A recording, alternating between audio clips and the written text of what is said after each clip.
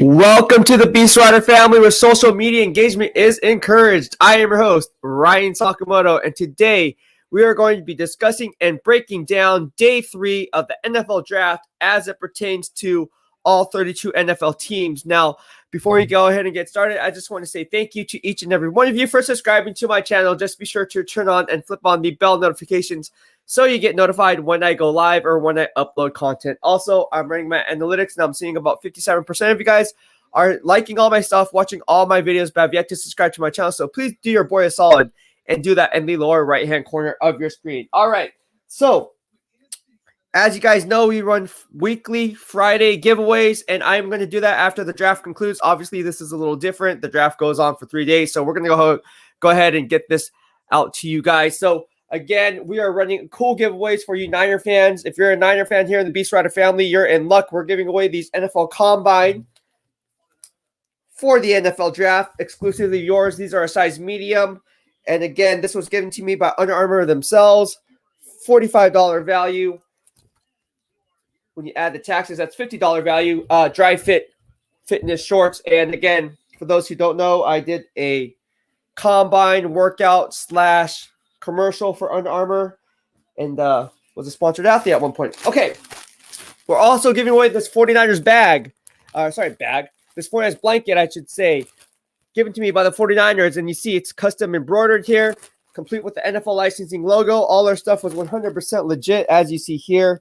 So again, we're giving away this bad boy once we hit 2,700 subscribers. And we're also giving away this 49ers San Francisco 49er flag. You can have this in your man cave, your woman cave, whatever the case may be. Can bring it to the games at tailgates. Can wave it around. This flag is pretty big. I mean, just look at the size of this thing. It's how big it is. All right, so again, a lot of cool things. And if you're not a Niner fan, obviously here in the BEASTwriter family, since we all cover all 32, we are running some cool giveaways, including our BEASTwriter family swag that we're about to launch. All right, let's get down to it. JP from the Arizona Cardinal fan base says, good morning, B-Dub. Good morning on this happy Saturday. Lunar Mystic is back in the house. Says, good morning, Beast. Good morning, Lunar Mystic. How are you? Dean's Office from the BEASTwriter family says, sup, dude? What's going on? Nice to see you. David Orozco says, morning, how's everyone? Everyone's doing well. Do yourself a solid, bro, and hit the subscribe button in the lower right-hand corner of your screen. You're obviously on Facebook. Get yourself a YouTube account so you'll be entered for these Family Friday giveaways that we do every single week. And that way you can score free gear, man. But you can't do that from Facebook. Do yourself a favor. Go to youtube.com/BEASTwriter and go ahead and open up a YouTube account. I know you have one. If you have Facebook, obviously, odds are you have a YouTube account. And just go ahead and subscribe. Andrew from the BEASTwriter family says, what's up, Beast? How's it going? I'm at work today, making up from leaving early last 2 days. Keep me informed. I will do that, my man. Renan Morado says, good morning, Niners fam. Good morning. How are you? We have Vanessing, Antoine Chiadora. Oh, we have a lot of people from Facebook right now. Niners fan for life. I'm telling you guys, do yourself a solid. If you're on Facebook, which a lot of you guys are, Renan, Vanessing, along with David, do yourself a solid. Follow me in the BEASTwriter family here on YouTube. Just open up a YouTube account. I know you guys have one. Odds are, because everyone has a YouTube. Who doesn't use YouTube? And then just subscribe to you. Just so open up a new web browser and then go over and head over to youtube.com/BEASTwriter. That's my channel. Go ahead and subscribe there. You guys are obviously watching this live stream through Facebook, but to be entered for these fun Family Friday giveaways and weekly giveaways that we do, you won't be notified on getting the notifications when we run these. So do yourself a solid. I'm trying to help you guys out because you guys are helping me out, obviously, and subscribe to my channel. Lunar Mystic says, doing good, bro. All right, so the draft is about to start here. And wow, look at the comments that are coming through. Tosha Brooks says, I'm a huge San Francisco 49ers fan and I live in Ohio. Wow, you're in Ohio and you're a huge Niner fan. That's pretty crazy. So you're not a Cleveland Browns fan. I get it. Michael Moore says, good morning, sir. Go Niners. Drew Burrow says, what's up, Beast? Blessings from the Bahamas. Hey, you're living the good life, man. And good morning to you as well. Joe Moosey from the BEASTwriter family. Hey, Beast. Your coverage of the draft is fantastic. Been watching all 3 days. That's what's up, man. I've seen you here all 3 days, and the social media engagement you are providing is a hit. I made the mental error. I guess it's YouTube's fault. I turned on the monetization yesterday. So for all who were on the live stream yesterday for 5 hours that I was on, I made $0 because I didn't have the monetization set to on when I did have it on. And so I woke up this morning. I was like, how come I didn't make a single penny? And obviously that wasn't my fault. That's YouTube's fault. I guess it's my fault. No, technically it's not because I double checked it. And I was like, dude. So yeah, yesterday's live stream, I made absolutely $0. So hopefully, well, let me just check right now. I got to make sure the monetization is on so I can continue doing this. But yeah, a lot of cool stuff that we have going on here, guys. A lot of cool stuff. And again, mahalo for all of you for supporting the channel, supporting the work. This is all fun. I love doing this. And again, I wouldn't be here without you guys in my corner. So again, this is all good vibes only here in the BEASTwriter family. And here's Roger Goodell just doing some, I don't know what he's doing right now. But we're just going to go ahead and check out some stuff. I have did some legwork yesterday and late last night and early morning. And I wanted to discuss some things as it pertains to all 32 NFL teams, specifically the winners, right? You guys want to hear my winners up to this point on day 3. So day 1's and day 2, that's drafts rounds through 1st through 3. And I am going to go ahead and break it down for you as to who my top 10 winners are for day 1 and day 2. So let me just go ahead and do that for you guys so you guys can kind of see exactly what I'm talking about. And that way you guys know exactly where I stand in terms of my analytics and where we stand as a whole moving forward as it pertains to the specific team that you like, whether you're a Carolina Panthers fan, Green Bay Packers fan, Philadelphia Eagles fan, Las Vegas Raiders fan, Dallas Cowboys fan. You guys get the picture. So a lot of cool stuff going on here. And let me just pull up my analysis as to who I believe the top 10 winners are on day 1 and day 2. All right. There's a lot of good players coming out obviously on Daniel Jeremiah's big board, as well as Mel Kiper's big board. There's some players left, but again, this is not a deep draft class to begin with. So I'm not going to try to hype this up as saying this is going to, oh, there's so many great players in this draft, because there's really not. There's really not that many great players left or good players left. Typically in any round, you'll still have some hidden gems, diamonds in the roughs. But this draft class is not the strongest in my opinion. I'm just letting you guys know right now. It's not. It's not. So let me go ahead and get to my top 10 winners. Let me get that ticker up for you guys. And you guys can see exactly what I'm talking about. All right. So the 2021 NFL draft, my top 10 winners goes like this. All right. And people are wondering who my winners are, who my losers are, who's winning, who's losing the draft. And this is what I have to say about that. All right. So here are my A grades. All right. Head and shoulders above any other NFL team. It's a tie between the New York Football Jets and the Denver Broncos. All right. 2 AFC teams. And let's start with the Denver Broncos. Well, they're getting my number 1 ranked cornerback on the board at number 9. J.C. Horn went number 8. I like J.C. Horn. He's my number 2 ranked cornerback. However, I like Patrick Surtain Jr. a little bit more, basically because of his fundamentals and for the scheme fit that he's going to bring to the table with Vic Fangio. He's going to be coached up extremely well in Denver. So I really have high hopes for Patrick Surtain in Denver. Now, they also signed Ronald Darby to that big money contract. They also brought in Kyle Fuller, who was a salary cap casualty from the Chicago Bears, reuniting him with his DC, Vic Fangio, who is now the head coach of the Denver Broncos. And they also have Bryce Callahan. So the pick here is strictly on BPA, best player available. And sitting there at 9, they thought that drafting Patrick Surtain was a lot higher than taking the risk on a guy like Micah Parsons, who is a second-level backer and the best in this draft class. So great play by the Denver Broncos on getting Patrick Surtain in the first round at number 9, and then doubling down on those games by trading back up in the second round for my another draft crush, Javonte Williams out of North Carolina at number 35. That was a sound play by them. I think Javonte Williams is going to be a monster in the NFL, and he definitely has Pro Bowl potential. So outside of Najee Harris and Travis Etienne, Javonte Williams is the guy, and that's who I wanted the 49ers to take, if not him. Obviously, I wanted his teammate, Michael Carter or Trey Sermon. Obviously, they went ahead and lucked out on Trey Sermon, getting him in the third round, but I'll talk to talk about that a little bit more in detail in this podcast. But Javonte Williams, a beast at number 35 and a steal, in my opinion, because he could have actually went in the tail end of the first round based on what I was hearing from teams that were possibly moving up at back end if both Travis Etienne and Najee Harris were off the board in the top 25 picks, which they were. And that left room for error, or a little bit of margin for error, and prompted the Denver Broncos, from the intel that they were receiving, probably the same intel that I was receiving, that, there's a team that's probably going to move up for Javonte Williams, especially with the Dolphins sitting there at pick number 36, I believe. Okay, right? Pick number 36. Okay, so what did they do in the third round? They also went ahead and got Quinn Miners, the Division III prospect. I like Quinn Miners, had a great Senior Bowl. So again, Quinn Miners was a nice value pick at number 98 for the Denver Broncos. And then they got a great value selection once again in the third round, just 7 picks later, picking up Baron Browning.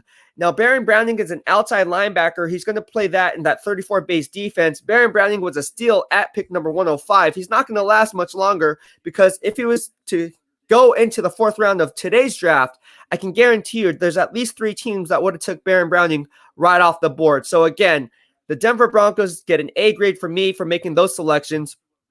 And the next best bet is a tie with them and the New York Jets. The New York Jets obviously get Zach Wilson, who is my number 1 ranked cornerback on my big board. And it's not Trevor Lawrence, it's Zach Wilson. And then I liked the move that they made in trading up for the best interior guard in this draft class in Elijah Vera Tucker from USC at number 14.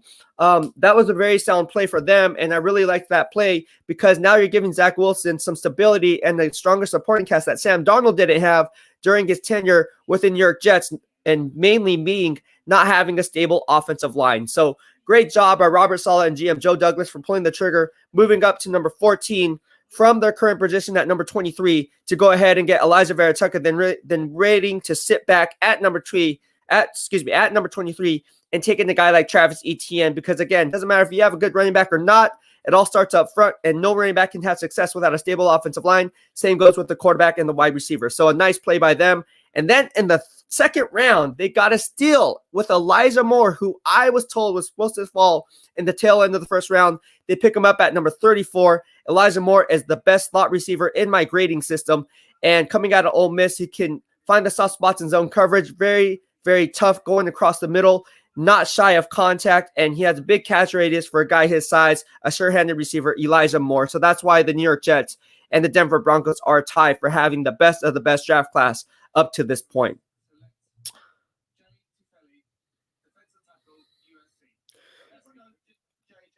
All right, so the Jaguars just selected defensive tackle Jay Tufele from USC. No surprise here. I mean, he's just a 2-gap player. I don't see him being a interior rusher or anything like that, but he is going to plug up the hole.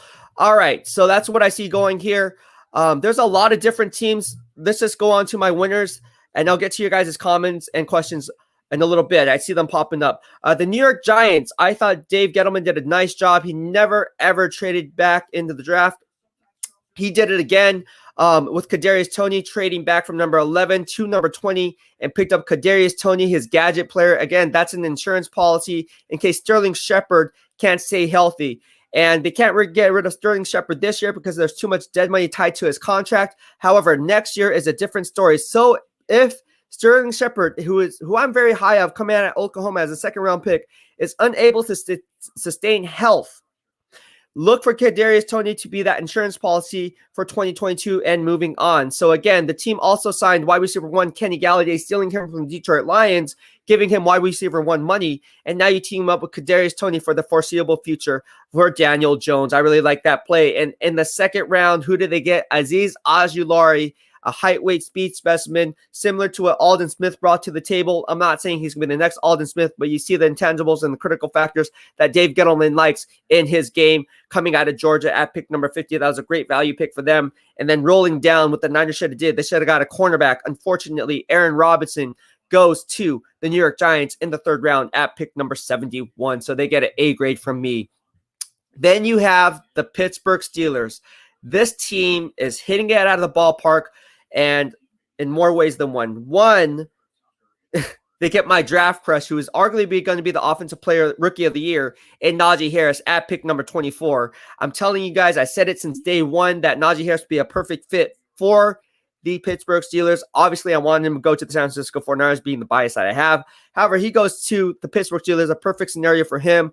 And that Steelers offensive line is not as bad as people make it out to be. They have Kevin Dotson, who I wrote an earlier podcast on, who's graded out as an all-pro player in my grading system, subbing in for David DeCastro last year. Now, Matt Filer, who was the right tackle, swung in 2019, swung back inside to interior guard. Now he's off to the LA Chargers to join Corey Lindsley with GM Tom Telesco with the LA Chargers. So they're solidifying the offensive line for Justin Herbert.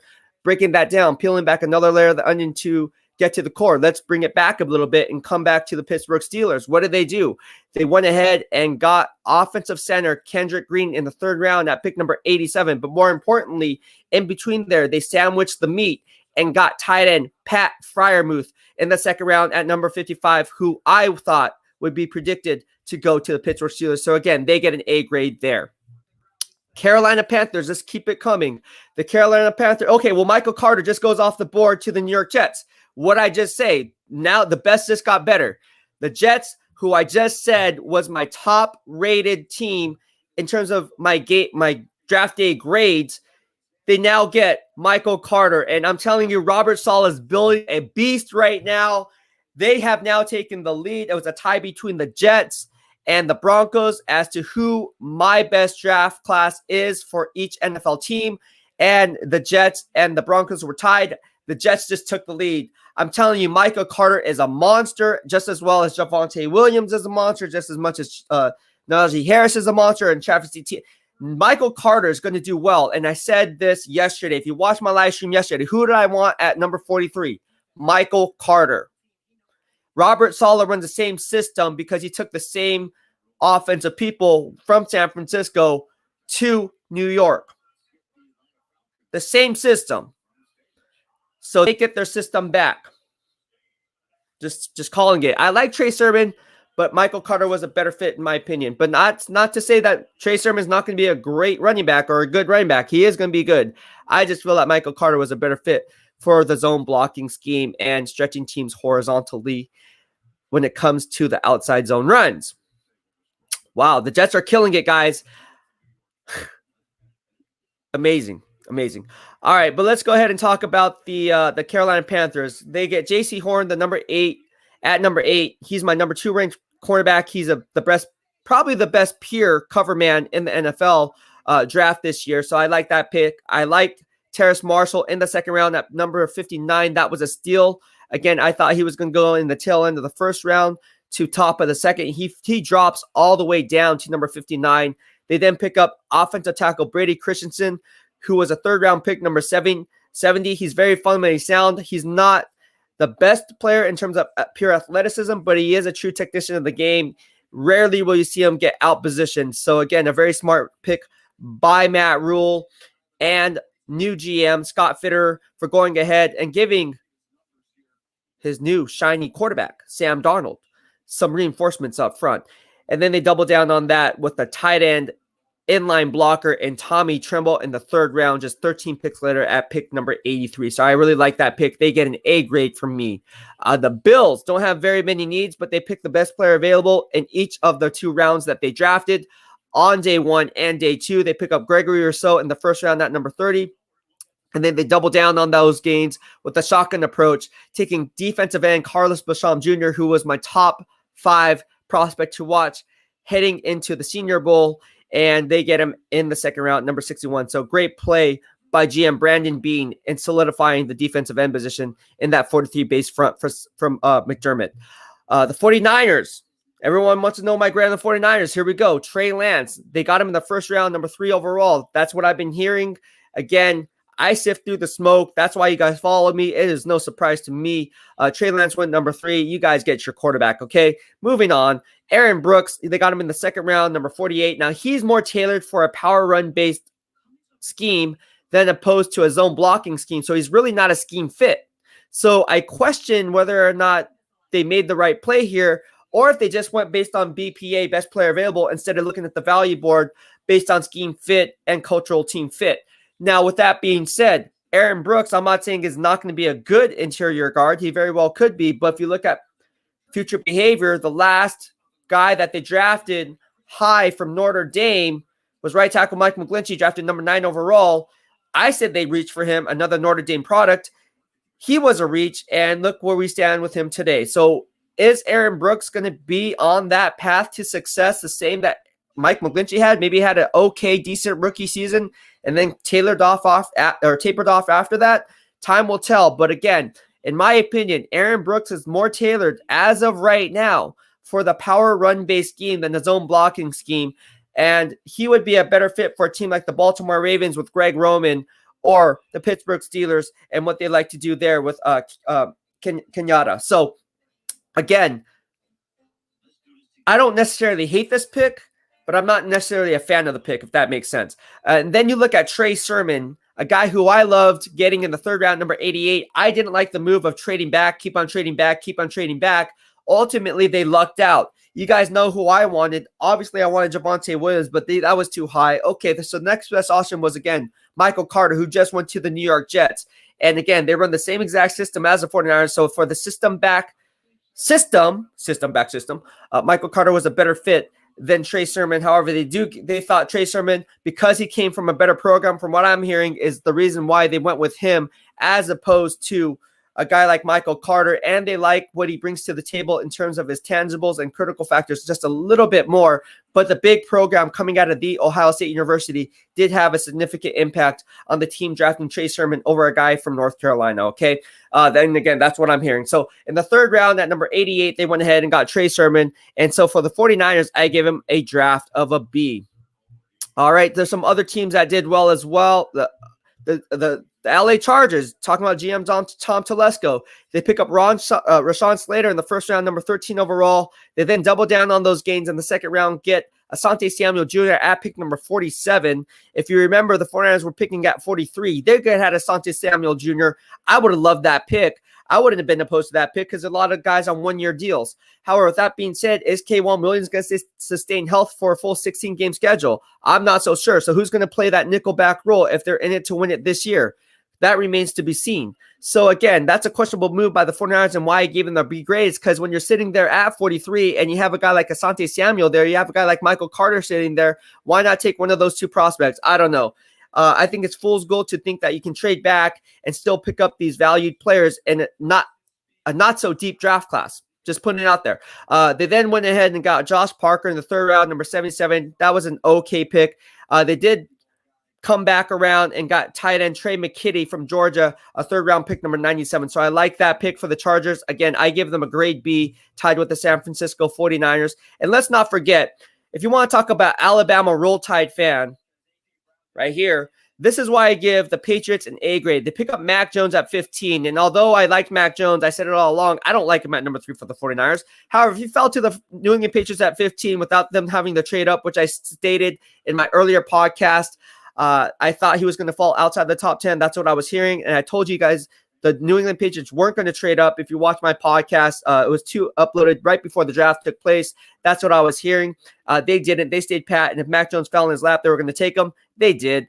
And then they went ahead and rolled with Christian Barmore, who was a first-round talent in my grading system, has Pro Bowl potential, another Roll Tide product at number 38 overall. So again, the Patriots went ahead and doubled down on the Roll Tide gains, and then they pick up a steal of the draft in the third round. One of my favorite players, Ronnie Perkins out of Oklahoma at pick number 96. They get an A grade. They find their outside linebacker there. Last but not least, my 10th team I want to discuss is the Philadelphia Eagles, another NFC East team who's doing everything in their power. GM Harry Roseman doing a nice job. They get wide receiver Devontae Smith, who falls to them because of his size. He is the next Marvin Harrison and the number 1 ranked player in this entire draft class in my grading system. So he was drafted by the Eagles at number 10. They then doubled down on those games with another Roll Tide product in Landon Dickerson, picking him in the second round at number 37. I thought Trent Baalke was going to take him coming from the All-ACL team. He did not do that, and that's why you see all these other players flying off the board shortly thereafter. Then they get defensive tackle Milton Williams in the third round, number 73. He's so that kind of drops the grade a little bit. I thought there was a few other prospects that they could have went after, and that's why I gave him a B grade. All right, so here we go. Let's get to your comments. Alex.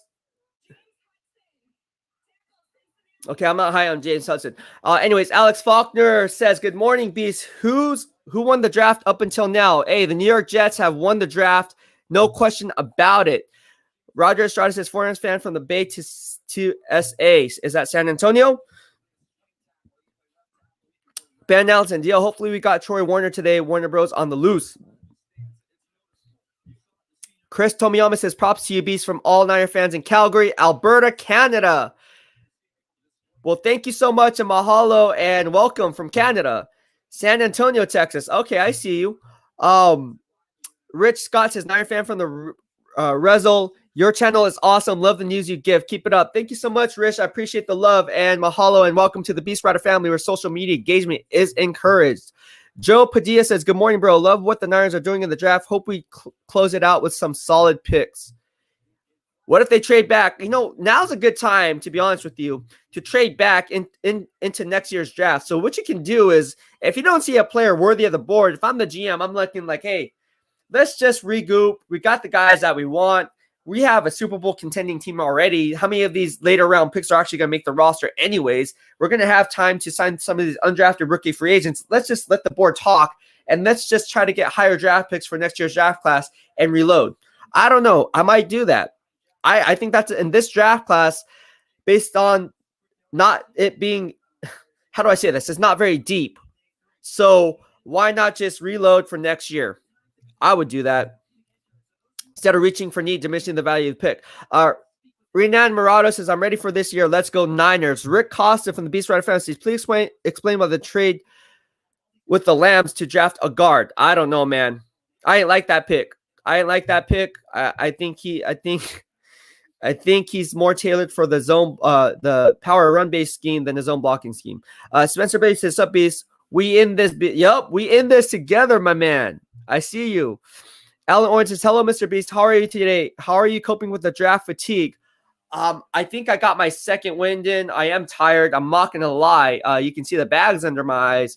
A lot of research, but I wanted to come here and do this for all you guys, because at the end of the day, this is all for you.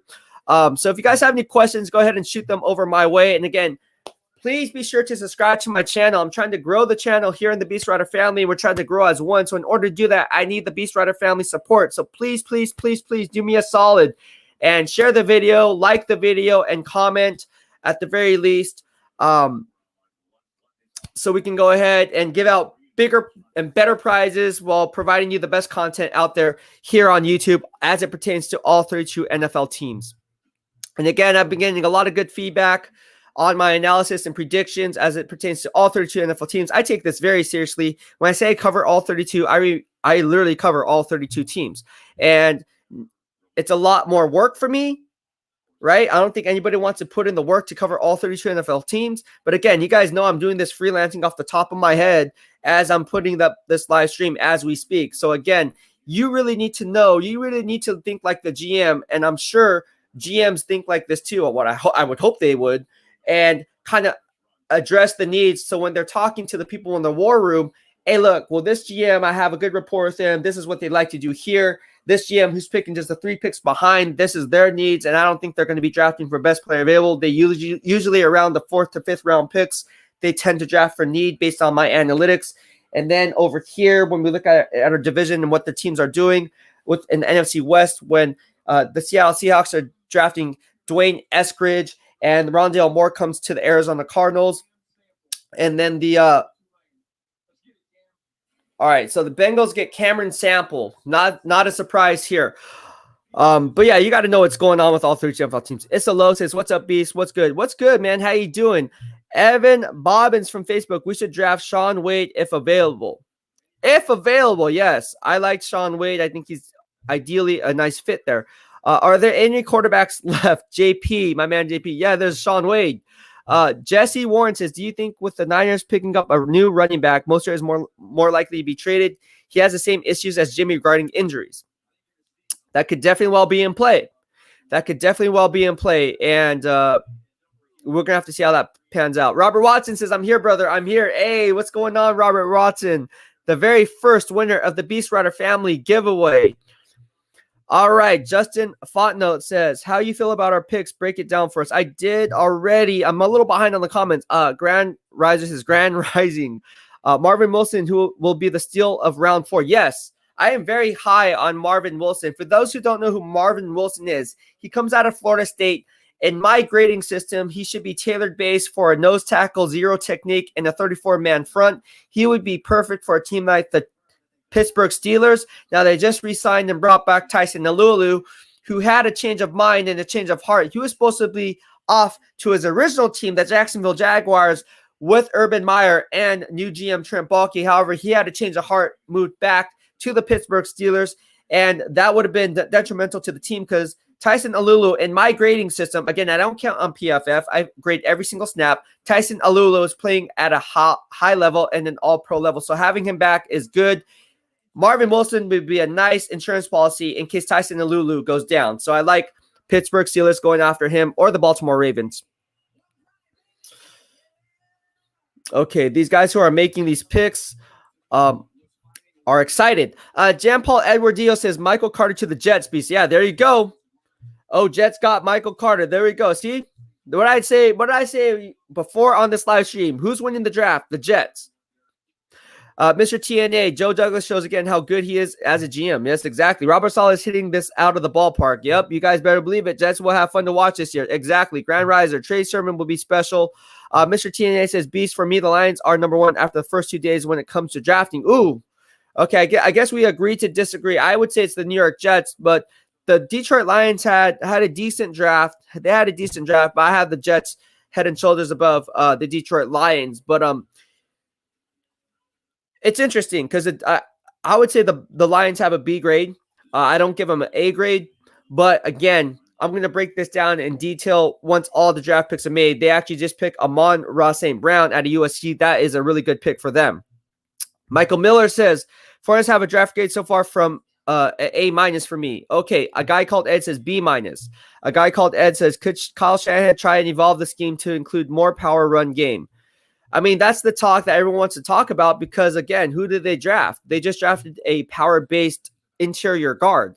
Why would you draft a power-based interior guard for his own blocking scheme in Aaron Brooks? It just really doesn't make any sense. I don't think they're going to do that because if that was the case, then why even draft Trey Lance? They run the zone blocking scheme off the play action pass and naked bootlegs. So, again, if Aaron Brooks can't pull, if he can't trap, if he can't get out in open space and hit the second level with ease, that's going to cause for concern. That's going to be a cause for concern. And again, another Notre Dame offensive lineman drafted high in the first 2 rounds of the NFL draft since John Lynch and Kyle Shanahan were both at the helm. A guy called Ed says it makes sense with the picks. It does. Or just the pick, I should say. Gavin Upright, or as you should say, Gavin Upright Carver says, Beast, compared to the other Shannon Lynch drafts, how do you compare this one? It's decent right now. I like Trey Sermon. I thought Michael Carter was a better fit than Trey Sermon. I do love Trey Lance. So again, we're going to have to see how the rest of the draft unfolds in order to go ahead and give you a true apples to apples comparison. Levi G says, no way, bro. Trey Sermon is Arian Foster 2.0. Okay, we're just going to have to see if Trey Sermon is Arian Foster 2.0. I don't think it's Arian Foster 2.0. Time will tell. D-Wade, Panthers keep trading back. My man D-Wade for the Carolina Panthers fan base. I see you, fam. Hey, you guys are killing it in the draft, though, bro. You guys are killing it in the draft, man. I really like what GM Scott Fitterer is doing. I told you, what did I tell you when you guys got GM Scott Fitterer? I did a podcast on that, and I told you guys I got a lot of good feedback, gained a lot of freaking Carolina Panthers fans. And they were like, who's Scott Fitterer? Now you guys know, and now it confirms everything I said 3 months ago when GM Scott Fitterer became the GM. I said, watch, this is what's going to happen, and here the draft is, and everything that I said was going to happen is happening. So you guys are in good shape, man. Grand Riser, I'm going to say it now. When we took first Aaron Brooks, I thought it was a reach, but after watching tape, he reminds me of Zach Martin. I was not high on McGlinchey even after watching tape.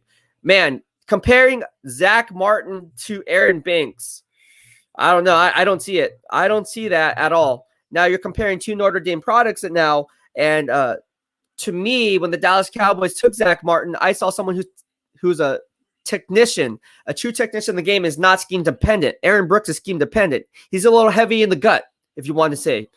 And I don't think he can get out in open space as much as you would like in the zone blocking scheme. That's just my take, Grand Riser. Jesse Warren, from what they drafted, it almost seems like they wanted more of a power run offense and a man coverage defense. What do you think?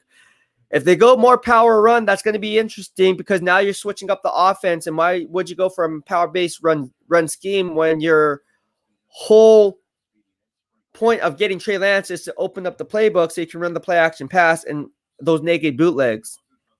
I don't know. I just don't see it.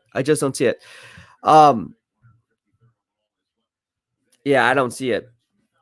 As far as the defense, that's a different story. Alan Owen says, Mr. Gavin, how the heck are you? Barry Baller 18 is in the house. I'm hoping for K. Johnson. Okay. Graham Rice says, Aaron Banks has good feet and Notre Dame. He played a combination of zone and power. He's more tailored for power than zone. That's what I'm hearing from scouts. That's what I'm hearing. That's what I'm seeing. So everything that I check out with the people who are internally doing this for a living and my analytics, he's more tailored to a power-based run scheme. It's not even a question. Andrew Leggett says, what about the corner the Niners got? What do you think about him?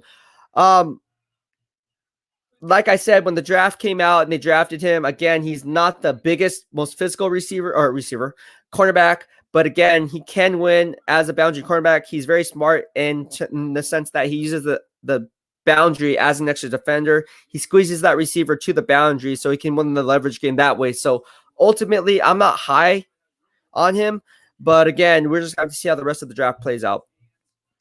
Jason Weiss says, Brevin Jordan and Roche, all about the U. Yep. If you guys watched my live stream yesterday, I said Quincy Roche would be a draft day steal here on day 3. I thought it would be a draft day steal on day 2 in the 3rd round. Ultimately, he's one of my draft crushes in terms of the Senior Bowl prospects who are coming out. Now, if you want to watch that and see what I had to say in real time about that one, go ahead and do that. Now, the Buffalo Bills just got one in Carlos Basham. That was one of my 5 prospects to watch at the Senior Bowl. The other one was Quincy Roche. He had a hell of a game at the Senior Bowl. Why no one talks about it, I don't know. In my grading system, Quincy Roche played extremely well, and he would be a steal for any team in dire need of a one-trick pony pass rusher off the edge. Tyrone Patton says, hey, buddy, stop lying to your fans. Yeah, 6-10 last year. You cannot go from 6-10 to the Super Bowl. Goofy. It's goofy. Tyrone Patton, it's goofy to go from 6-10. Well, obviously, do you know how many injuries the 49ers had? And which fan base are you from? I would like to know. Jan Paul Edwards, but thank you so much for tuning in. I really appreciate the love. Mahalo. Jan Paul Edwards Didio says, quick analysis on Xavier Collins. A versatile outside linebacker who brings an edge rushing presence. I think the added value from what I'm hearing coming out of Arizona is they liked his drop spot zone coverage, his ability to go ahead and cover the running backs coming out of the flat, coming those tight ends down the seams. That's the one thing that they really loved about Xavier Collins' game, and his ability to make plays on the football. You see him turn interceptions time and time again, and that's something that's going to be valuable in the Arizona Cardinals second-level backers because, again, the guy was supposed to be Isaiah Simmons. Unfortunately, they moved him and kicked him inside. He had some growing pains there because he was playing out of position. If you guys remember at Clemson, he played strong safety, free safety, cornerback. He was lined up in the slot, also linebacker. So he did a mirror of different things. Ultimately, he was supposed to be used as a depth piece and a chess piece to present a mismatch nightmare for opposing offensive coordinators because he didn't know where they were where they were going to line him up, where they were going to bring him, which way he was going to attack from. So again, Xavier Collins, a nice pickup for the Arizona Cardinals, they feel, because of his ability in pass coverage and his versatility as an edge rusher, if need be. Mr. TNA says, from Romania, Lions are doing it the right way, building from the trenches. I like it too. I love building teams from the inside out, not the outside in. That's how you do it. Gavin Cartwright says, he's talking to Alone. Charles Jones says, happy Saturday, base. Do you think the 49ers can get Aaron Rodgers? No, I do not. They're not going to go after Aaron Rodgers. That is a dead issue. What I'm hearing, it's done. It's not even going to be discussed. It's game over. Now watch it happen as we speak. Mr. TNA says, what do you think of the Eagles stuff between Howie and longtime analyst? What Eagles stuff between Howie and longtime analyst? What longtime analyst are you talking about? Spencer Bay, Tylan Wallace still on the board. He is. Butters 49. I think our second round pick is pretty quick and can move down the field for a size. Plus, he will be help when we face Aaron Donald. Gavin Upright Cartwright. Wales, UK here. Oh, you're in the UK. Okay, I see you. Showing some British love. Keep up the good work. Mahalo, man. I see you. That's awesome, bro. That is awesome. From the UK. So I have people from the UK, from the Bahamas, from Romania. I mean, we have people all over the world, literally here in the BEASTwriter family. This is where YouTube is at, man. I'm telling you, YouTube is solid here in the BEASTwriter family. We're the home of the good vibes only. All right, Illinois says, all good. Looking forward to the 2020. Had enough of the season already. Daniel Jr. Middleton says, good morning, Beast, from Rancho Cucamonga, California. Okay, you're from Rancho Cucamonga. Anytime I think of Rancho Cucamonga, I think of next Friday. Or Friday. Friday? No, that's next Friday. The movie Next Friday. That's awesome. Gavin Upright Cartwright. If there's a massive spread in the South African variant of COVID infected numbers rise again, what's to stop Trey Lance opting out again next year? Oh, I don't know. That's a good question. All right, here we go. Andrew Leggett says, Aaron Banks will bring out a better Mike McGlinchey. It's a big name homie that doesn't want to look bad in front of his little homie. Oh, that could very well be the case. We'll have to see about that. Rick Costa from the BEASTwriter family says, going beyond the draft, is Aaron Rodgers in the mix for anyone? If so, who? I mean, everything that I'm hearing is, yes, people have called, but Brian Gutekunst does not want to make an offer. Like, he is just basically saying, we're not doing it as of right now. So if there's an offer that he ultimately cannot refuse and Aaron Rodgers forces the Packers' hand to go ahead and trade him, because he can't do that. He doesn't need the money anymore. I mean, the guy's a Hall of Fame quarterback. He already got, how much money do you need in this world before your lifetime is up? Well, I mean, is he even going to be alive on Sunday? According to Kyle Shanahan, we don't even know. Gosh, that was crazy. Anyways, yeah, I'm not hearing that Gutekunst is going to make any moves as we speak. Now, that can all change in a matter of seconds, but as of right now, I'm not seeing it. Josh O'Brien says Charles Jones. Oh, here we go. Okay, Big Dez, does Shanahan need to get a speed guy to threaten coverage downfield off play action? I like Brandon Ayuk. He could be the speed guy. I think Brandon Ayuk can be the speed guy. I mean, he has 4.4 speed. I like Brandon Ayuk. He could be the speed guy. Obviously, he works more the underneath stuff, but if you're looking for a true burner outside the numbers, you're going to want to look at, I mean, is there anyone in this draft? I don't think so. I mean, all the good ones are off the board. So I would say just maybe go into free agency. Maybe there's a cap casualty somewhere as a June 1 post cut. Who knows? Julio Jones, we don't know what's going on with him. Mr. TNS, I have to come clean, Beast. I made the pick for the Falcons at 40, taking the best safety in the draft. Richie Grant. I got you, man. You're talking about Richie Grant. I see you. Gavin Upright says that if the Trey Lance pick fails, who takes the blame? Kyle Lynch or Darth York?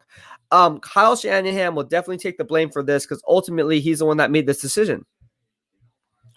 So it's Kyle Shanahan who should take the blame. Ultimately, it falls on Don Lynch's shoulder because he's the GM. Josh O'Brien says, John, better get this right, or BEASTwriter might be coming for your job. Good work, BEASTwriter. Thank you so much, man. I appreciate the love and mahalo. Yeah, it's crazy, man. I said John Lynch should be on the hot seat. I know that sounds crazy, but he should be. Oh, all right. So the Cowboys get Jabril Cox. They got a couple of troubled players in Micah Parsons trading back to number 12. And then they also got Kelvin Joseph, the cornerback out of Kentucky. Huge guys, huge upside, but have red flags, as you would say. They have a lot of red flags. And so that's why their draft stock fell a little bit. They then roll over and get Jabril Cox out of LSU. Dallas Cowboys love getting LSU players. Remember, they got Morris Claiborne. I believe he was drafted number 5 overall. And they really like Morris Claiborne. Let me just listen to what they have to say here. But yeah, anyways, all right. Spencer Bailey, thank you, and mahalo for the super chat and super sticker. Really appreciate the love. So if you like the work, like the channel, like the BEASTwriter movement, we are striving to build. Consider sending me a super chat. I want to continue doing this. However, it also has to pay the bills. And so if you're just tuning in, please consider sending me a super chat, because people are saying, oh, how do you make money? It's like, well, to be honest with you, it's all through YouTube.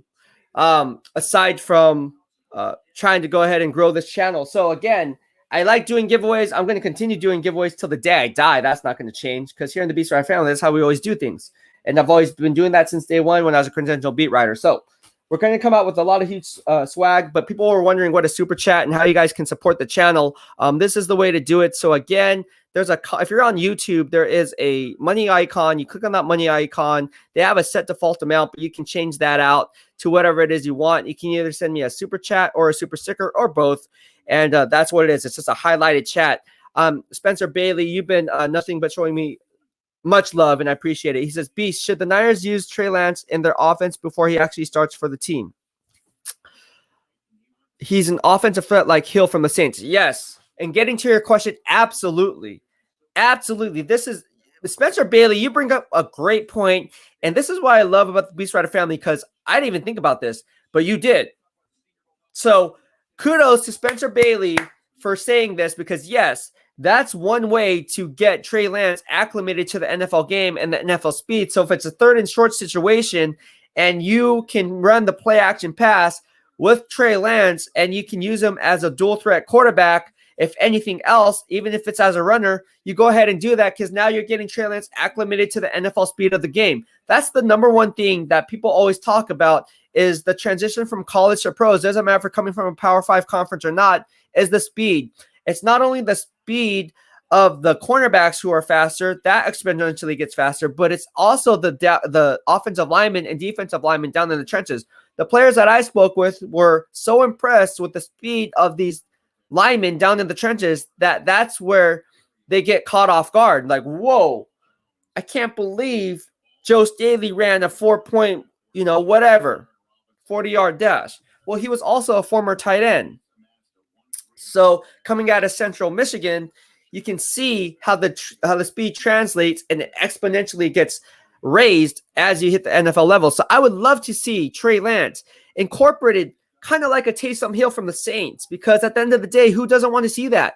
That would be awesome. The 49 fan base would be all over that. I would love it. I would just tune in. I would literally switch stations to watch Trey Lance on one play than seeing a goal line stand on NFL Red Zone. Just saying it. Big Dez says, just look at the Niners record previous to Super Bowl year. Anything can happen in NFL. That is absolutely correct. Josh O'Brien says, Lance ain't going to fail. I believe that 100%. Metrotina says, never, never, never. Oh, I like it, though. I like it. Gavin Upright Cartwright says, Trey Lance has the least attempted passes by a quarterback drafted in the first round since Michael Vick. Just saying. Hey, but Michael Vick was awesome. I remember watching Michael Vick at Candlestick his rookie year, and he was electric. The guy was electric. Look, Michael Vick was just different. And everybody who was in that era and watched Michael Vick when he was drafted, coming in the same draft class as LaDainian Tomlinson, if I remember correctly, he was special early on. That's all I'm going to say. Michael Vick was different. He was ahead of his time. He was special. Jan Paul Edward Didio says, thanks, B-Dub. I think there is a reason that Aaron Rodgers wants to go to the Niners. They are a contender with everyone healthy. They are. Greg Canny says, I hope that we draft another defensive back or linebacker with our next pick. Josh O'Brien says, that's okay, bro. Dude has been hearing he can't his whole life. That's not a chip. It's a whole bag. Let's go. Go Niners. Jasmine Jubilee G. And Jasmine, thank you so much. And mahalo from the BEASTwriter family. Just do yourself a solid. So be entered for our Family Friday giveaways, which includes this 49ers flag, which include these 49ers shorts for the NFL Combine, for the draft. You guys see it here. Yes. And the NFL 49ers blanket, custom embroidered blanket with the NFL licensing logo. You see that bad boy? Well, I don't know if you guys can see it. You see that right there? Let me just put it up there for you. There you go. There you go.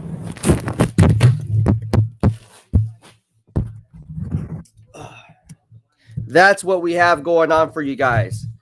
All right. So I think we're good to go. The microphone just kind of bit off, but if you guys can hear me, give me a thumbs up. And again, thank you so much, and mahalo for the love. All right. If we get Michael Vick 2.0, I am a happy guy. Little dude says, good morning, Beast. Good morning. How are you doing today? Mahalo, mahalo. All right, let's get to some of your questions. Fortnite's Ultimate Report says, good morning, Beast and all BEASTwriter family. Good morning to you. How are you guys doing today? All right, a guy called Ed says, any thoughts on post-NFL draft players that could be cut due to salary cap? Yes, I'm going to have that out. Again, I love doing this. I'm pretty spot on with it. Just saying. And don't be surprised. There's going to be a few cap cuts. I'm actually working on that list as we speak. I didn't really get much sleep last night because, again, we still have to work on the NFL draft here. But that is going to come out shortly. So to answer your question, absolutely. Absolutely. Lunar Mystic says, yo, Beast, who should the Niners get? We're going to see when they're on the clock, and I'll go ahead and make that selection. Jose Reyes says, what's up, Ryan? What's going on, Jose? Do yourself a solid, man. Get a YouTube account, and you'll be entered for our Family Friday giveaways. Gavin Cartwright, thank you so much for the super chat. He says, it's not much, but it's something. Keep it up. Thank you so much, and mahalo for the love. Hey, something is better than nothing, man. I'm telling you right now, I don't care if it's 1 penny. It's still one more penny than I had yesterday. So, again, anything is greatly appreciated. $2 or whatever, $1. If it's 99 cents, I don't care. That's still something better than nothing. So, again, thank you so much, and I really appreciate the love and support here in the BEASTwriter family. So if you like the work, like the channel, like the BEASTwriter movement, we are striving to build here in the BEASTwriter family channel. Consider sending me a super chat. Thank you so much, Gavin Cartwright, and mahalo. And again, I don't care if it's 1 penny, 5 cents, 10 cents. It's better than what I had yesterday, which is no sense. Because I forgot to turn on monetization for that 5-hour live stream yesterday, so I made $0 yesterday. Pretty upset about that. I did get the super chats, obviously, were another issue. But yeah, I don't know what's wrong with YouTube. Scott Henderson, morning. What's your 49ers draft expectations for the day? Well, I think they have to go defensive back. I still think that they need more defensive back reinforcements because at the end of the day, they have a lot of guys on 1-year contracts, 1 to 2 year contracts. Mr. Tini, I would love to see Trey Lance run the ball very few times because his arm is good enough. Yeah, I would like to see that too, man. Little dude says, morning, Beast. Good morning. How are you doing? All right, here we go here. Gavin Cartwright says, should Kyle be held accountable if he uses juice in less than 40% of the snaps after the big extension he just was given? Yes. He needs to be incorporated more into the offense. And with Trey Lance at the helm, I think that's where they're trying to go. Ramondre Stevenson goes to the freaking New England Patriots. Are you kidding me? The New England Patriots are killing this draft class, guys. Ramondre Stevenson is strong. He initiates contact. He doesn't shy away from contact. Wow. The New England Patriots are going to be good this year. I'm telling you, they're going to be scary this year. The New England Patriots. But getting back to Kyle Juszczyk, yes. They need to incorporate more of him into the offense, given that big money contract that they shelled out to him. All right, let's see here. Fortnite's Ultimate Report says, did you have breakfast, Beast? I'm eating oatmeal. I did. Every time I wake up, I have a protein shake, and that's my morning meal. And the reason I do that is for what's called MPS. It's muscle protein synthesis. You really want to synthesize that protein to really get your body up and moving. And so that's why I take a protein shake. I just pound that bad boy, and that is my first meal of the day. And then depending on when my workout is, obviously I'm not working out today or as we speak right now because I'm doing this live stream. However, with that being said, usually I'll have oatmeal with brown sugar because I want to spike up my insulin levels, but have a dietary fiber and a complex carb where it's going to sustain my workout for the duration of that workout where I'm not getting tired. So it acts as a double-edged sword, so to speak, but it works in both ways. So again, every day I wake up, pound a protein shake, and then I start my morning, hop on a live stream. Gavin Cartwright says, what days do you do call-ins? I do call-ins every single day. If you guys want to call in today we can do that. In fact, let's do that. You guys, if you guys want to call in, I'm gonna go ahead and put up that ticker right here. Feel free to call in. I would love to talk to you guys here in the BEASTwriter family. That's what I forgot to do. I was going to do that. Thank you for reminding me, Gavin. So if you want to call into the live show, just open up this link in the new web browser, and you will be entered into the live show and talk to Beast. So go ahead and do that, guys. It's all up there for you. I just want to talk to you guys where social media engagement is encouraged. I want to hear your opinions. I want to hear what your thoughts are on your specific team that you like. And again, we cover all 32 NFL teams. We have Pittsburgh Steelers fans in here. We have Carolina Panthers fans, Arizona Cardinals fans in here, Cincinnati Bengals fans in here, Baltimore Ravens fans in here, the whole 9 yards, all 32. You guys get the picture. So call in if you want to go ahead and talk to Beast. All right, Alejandro Bermuda says, I thought the Niners were at 117. It appears that the Niners are not in the 4th round. I thought they had 3 fourth picks. Let's go ahead and take a look at that. I'm doing a live stream right now, so I don't know what is going on. They currently hold, yeah, they don't hold a 4th round pick. That is correct. So it looks like they traded. It was from the Rams trade. That's why they don't hold a 4th round pick, because they traded the Rams pick, traded that pick to the Rams. So that's why they don't have a 4th round pick. They do pick their next 49ers pick when they're out on the clock is in the 5th round at pick number 155. 155 is when their next pick is, and then they pick in the 5th round again at 172. So 155 and 172 and 180 is when their next picks are slated to pick. So the 5th round is going to be a busy day for the San Francisco 49ers. That should be heading up and around, I don't know, let's say,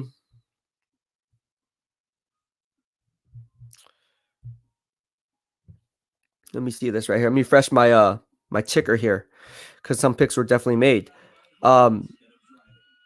So that should be around 10:30 or so when the 49ers are on the clock. 10:30, I would say, more or less. All right.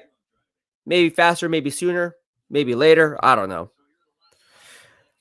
All right. Jan Paul Edward Dios, my Arizona Cardinal fan base. JP says Bill is out to prove that Brady is not the reason they won all those rings. Exactly. And I said it, tweeted that out right after the Super Bowl. I had a GIF and it was trending. Fortnite's Ultimate Report says, Beast, I like Ramondre Stevenson. Also, Patriots are getting picks. Yes. Tua Lure. Ryan, that Niners corner they just drafted, what do you say? Is that a good pickup? I wouldn't say it's a good pickup. I think it was a reach. I don't think they should have even traded down from 43, to be honest with you. I would have liked Asante Samuel there if you're not going to go running back. I mean, if you're so set on taking a running back in the 3rd round, you might as well just get Asante Samuel, who's a strong nickel back and probably the best slot cornerback in this year's draft class. So I'm not a fan of that, Tua. But thank you so much for your question. Please shoot me more if you have some. Robert Watson, for your test booster, do you do 2 months on, 2 months off? No, I stay on the cycle the whole time for my testosterone booster. So try to stay on as much as possible. I really don't cycle off of that, especially since I compete. You got to be on some kind of test booster. You can get testosterone now naturally from food. So sometimes I will cycle off if I'm eating a lot of red meat. You get testosterone straight up from eating protein, especially red meat. So that's what I like to do. I like to go ahead and do that. Obviously, hitting legs boosts your testosterone too. So that's why I never skip leg day, because that's going to build up your strength. That's another way to boost up your testosterone. But as far as the testosterone boosters, I'm probably cycling on all day long, all day strong. For as Ultimate Report, they trade both fourth to the Rams. That's correct. All right. DJ says, Beast, you are always spot on with your picks. Who we got and taking today? I'm going to reserve that. I'm going to get some more insider analysis on this as the draft unfolds, and I can give you guys a few names here. I have a few in mind who I like, but unfortunately at this point in the draft, it's really based on what the Niners are doing. And to be honest with you, as it gets in this later rounds, it really comes down to the scouting department. So those low-level scouts actually have a lot of input as the draft wears on, because those low-level scouts are usually covering these smaller time schools. So again, this is where the director of college scouting from picks 4 through 7, I would say, depending on the war room, but I would say picks 4 through 7 or 5 through 7, when the Niners are on the clock, the scouting department really has a strong input on who they're going to make that selection in that pick. Not so much the head coaching or the positional coaches. Now, they went ahead and saw these players, but they were more tailored for the first day 1 and day 2. The later rounds is really on the scouting department because they do the legwork and they're scouting these smaller school prospects who are likely the diamonds in the rough to fall to them at their respective draft position. So, Bolo, about how many more minutes till our pick? Probably around 30 minutes or so. Frank Dabose, thank you, and mahalo for the super chat. Appreciate the love. So if you like the work, like the channel, like the BEASTwriter movement we are striving to build here on YouTube, consider sending me a super chat. It's just another fun way for me to engage with you. Thank you so much, and mahalo for the love. He says, day 3, I'm loving all the info you give, even while I have two big needles in my arm at my kidney treatment. Oh, keep up the awesome work. Well, I hope you get well, man. So you have 2 needles in your arm for your kidney treatment. Wow, I'm sorry to hear about that, man, but stay strong, man. Hopefully you're doing well. Are you okay, Frank? And thank you so much for the super chat once again. Hopefully I can brighten your day with my analysis and valued input here as the draft unfolds. You've been on all 3 days now, and I really appreciate the love and support you have provided me. Majority of you guys, DJ's been on all 3 days. Bolo's been on. All you guys, Ultimate Report's been on. Robert Watson's been on. JP, my man JP, Arizona Cardinals fan, been on. Little Dude 7's been on. Gavin Upright's been on. I mean, all you guys have been on. Lunar Mystic's been on. I mean, the list goes on and on and on. Josh O'Brien's been on. Craig Kennedy Jr. has been on. You guys been on it. Big Dez has been on it. I mean, just going through the comments, all you guys, Spencer Bailey's been on it. All you guys are awesome, man. And I can't thank you enough, man. You guys are all awesome. D Wade's been on from Carolina Panther fan base. You guys are awesome, man. I just want to give you guys all a shout out. And if I missed anyone, I apologize. I'm just going through the comments here. And literally, Jesse Warren, Alan Owen's been on. Barry a Baller, Grand Riser's been on. A guy called Ed's been on. Michael Miller's been, he was kind of MIA yesterday. Mr. TNA's been on, but Michael Miller's always on for the most part. So props to him. It's a low 300's been on. I mean, you guys been on it, man. Joe Padilla's been on it. Rich Scott's been on it. Alex Faulkner, my man Alex Faulkner, been on it. Joe Muzzy's been on it. Drew Burrow's been on it. Man, you guys are killing it. I mean, I'm legit. You guys are killing it. And I can't thank you enough. You guys are killing the game. DJ's been on it. I mean, Kaz has been on it. You guys are awesome. Speaking of Kaz, he says, you were right on 2 backs. I'll check in first next time. Still got mine under 75. It's not, I mean, it is what it is, bro. But again, like, everyone has your own analysis and input. So they could be bad players for all I know. I don't know.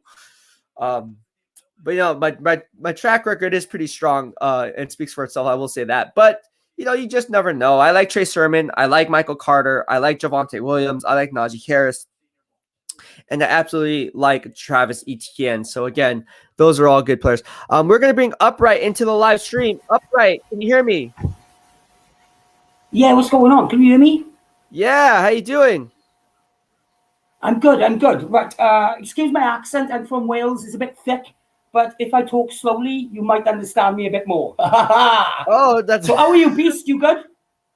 I can hear you fine, my man. How are you? You're from Wales. Yes. That's awesome, bro. See, this is crazy. Yeah, BEASTwriter families from all over. Yeah, you won't believe how right I am raped. I mean, there is hardly any Niners fans in Wales. I mean, at all. I mean, I'm one of a rare breed. I love them all. Go Niners! Yes, red and gold. Yeah. But I just want to talk about Juice. Let's just talk about Juice right here, because he's the man for me right here. Because without him, we don't have an offense, I don't think. This is why we give him the big contract. I want to see him take, like, maybe a bit of a reduction in his contract.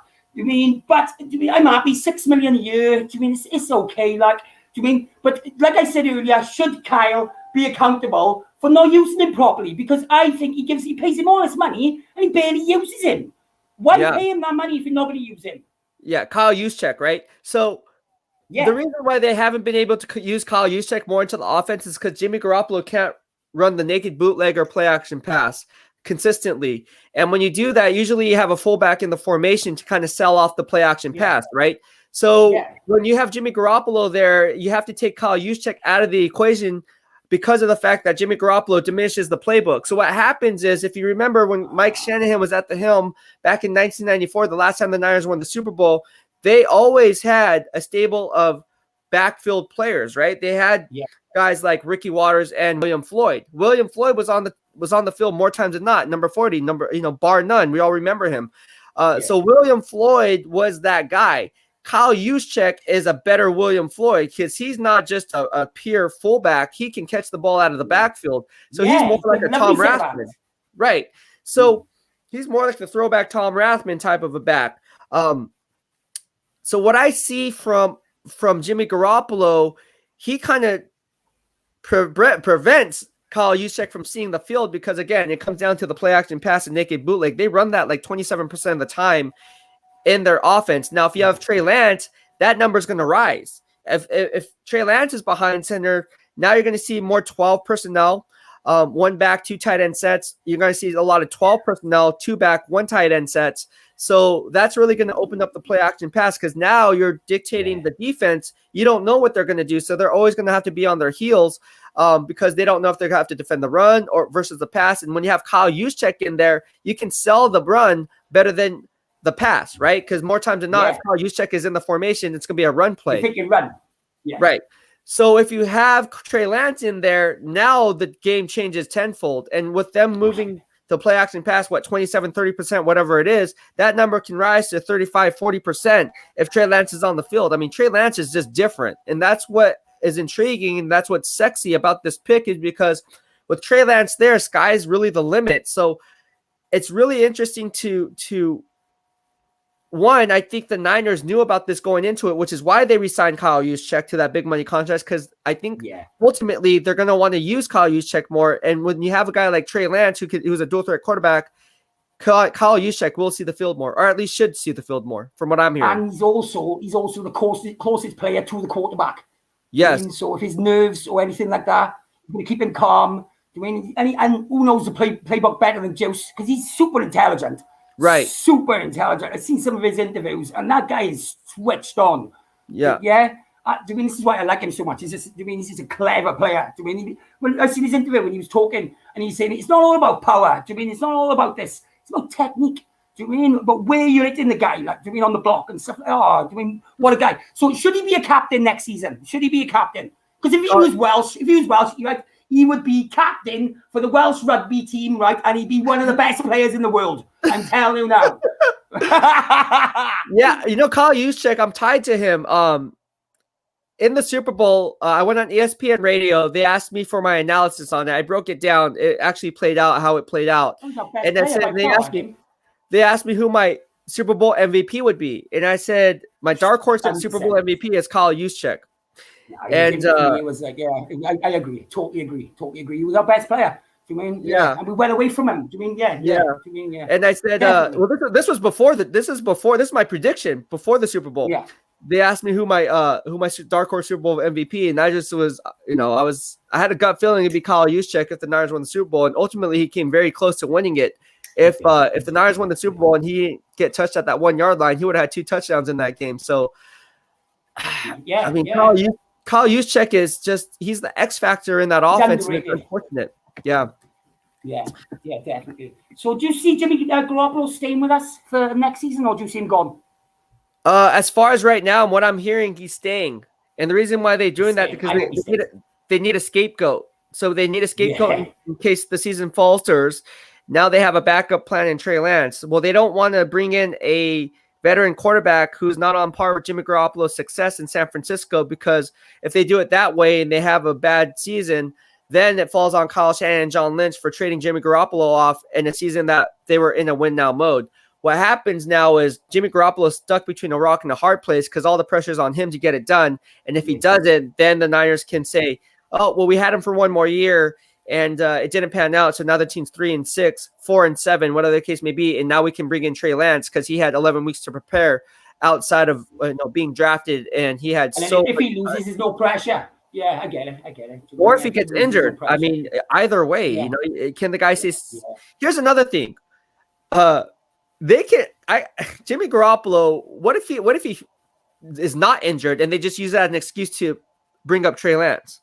What if the team goes 5-11 and Jimmy Garoppolo is perfectly healthy? And they're like, oh, he shows up on the injury report with a bad ankle or something like that. And it's like he's walking around fine. Yeah. I'm telling you, it happens. How do I know it happens? Yeah. I mean, I'm in that locker room. I've seen it. I talk to players. I'm not saying they fake injuries, but I mean, there's people doing jumping jacks when they're like, oh, this guy has a sprained ankle. He's not practicing. Why is he jumping around? I mean, I've seen it firsthand. Trust me. He done it at the end of last season. He did not want to go back behind that offensive line with Mike McFloppy. He did not. Like McFloppy. I mean, he did not, did he? Yeah. I mean, he did not want to come back. Like, I mean, but yeah, that's basically all I wanted to really talk about. Like, I mean, hang on. Well, so who do you want us to see us now draft now? And then, who do you want to see us draft now? Next. I'm gonna reserve that until I see how the draft board falls. Like I said, right now it falls on the scouting department. As it gets through picks 5 through 7, they really rely on the scouting department to go ahead and make these picks because they're the ones going after these small-time school products. And as it gets in the later part of the draft, it's usually not the head coach that has a strong input on a player because he doesn't have that much legwork and that much involvement in it. The scouting department from here on out, it falls on their shoulders. So once that pick is made, I'm going to go ahead and or once they're close to making that pick, I'll give a few selections and I'll let you guys know who I think and what I'm hearing at that time. Yeah, that's brilliant. That is like, right, I'm going to shoot. I am Beast, right? That is absolutely fantastic. You do a brilliant job. I just want to say thank you from all the Niners fans. Like, I mean, you're an absolute angel. All the fan involvement, you read out every single message, mate. You're there, mate. I mean, honestly, I try to tune in as much as I can. I do. And I will do from now on. And I'll leave you the odd tip as well. Like, you have a good day. No, thank you so much, and I really appreciate the love, man. Hearing those kind words, man, it just it's the reason why I keep doing this, man. So thank you, and mahalo keep for the it love, up, man. Keep on trucking, baby. All right, my man, take it easy.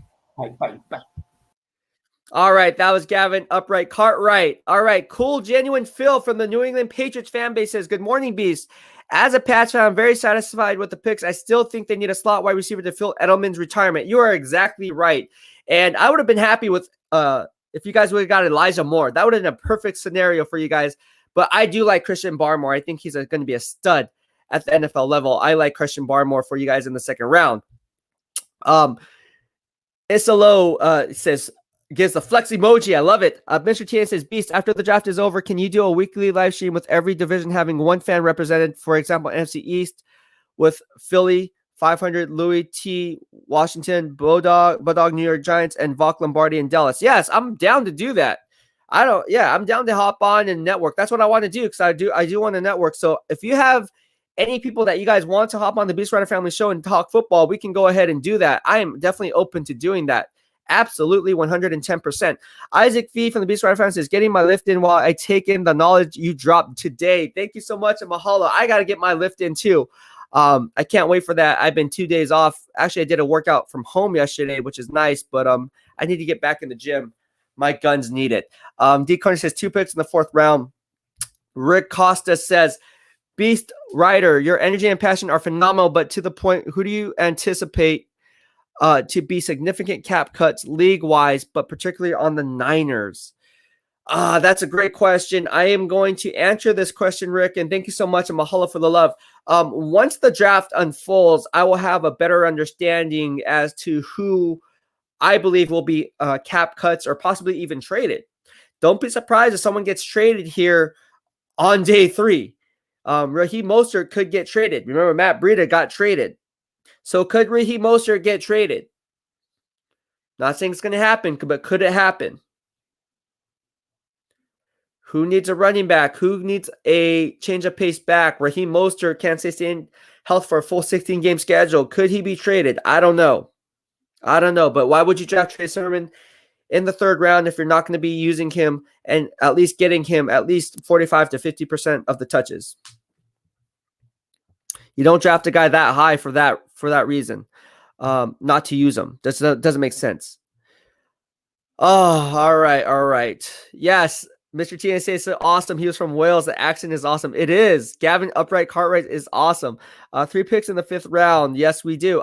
Tour Lord, the Patriots should start McCorkle Jones. Let's see. He really proved everyone wrong. He's better than Lance and Field. Aaron Harris says, any chance of drafting a receiver with these picks today? They could definitely draft a receiver with the picks today. Ultimately, is it going to happen? I'm going to let you guys know as the draft unfolds. Robert Rochelle just goes off to the LA Rams right now, and he missed 2 games in 2020 with an injury. I think it was a leg injury. Donald Jones, DJ says, yeah, Jimmy was up there with his pad and paper as a real quarterback, would have been in there winning the game for the team. Andrew Leggett says he should be happy with Kendrick Bourne. Yeah, Kendrick Bourne is nice. I like him in the slot. Aaron Harris says, is there a wide receiver you like for the 49ers in the 5th round? Could the 49ers take Wade? They could definitely take Sean Wade. I can definitely see that happen. Jerry Yang says, can't wait to see what the Niners do in the 4th. Oh, wait, we have no picks. Yeah, there is no picks in the 4th round, Jerry Yang. I think that was a joke. Hopefully you're joking. I see what you're doing there, Jerry Yang. If you wanted to come in, go ahead and chime in. The live stream is right there for you. And we're just waiting for this to be had. So the Pittsburgh Steelers get Dan Moore Jr. at Texas A&M, 6'6", 311 pounds. And he's, again, it's funny because this guy's tailored for the zone blocking scheme.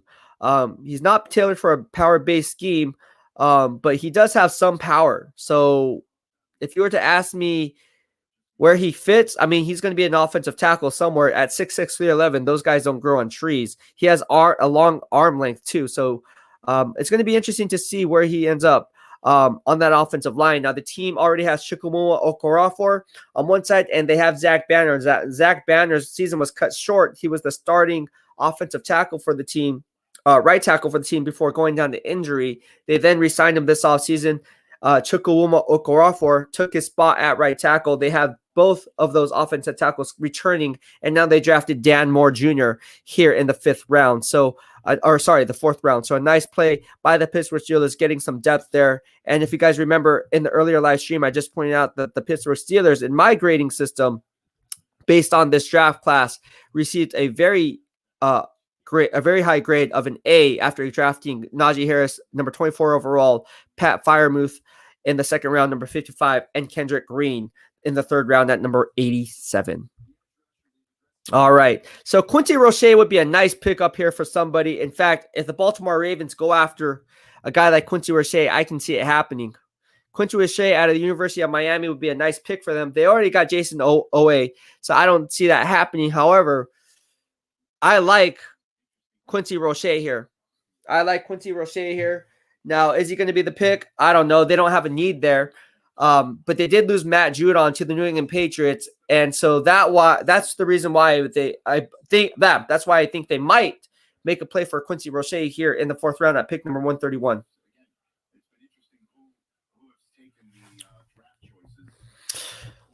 All right. Rodney Hale says, what did you think about the Chiefs getting Bolton and Humphrey? I like those picks.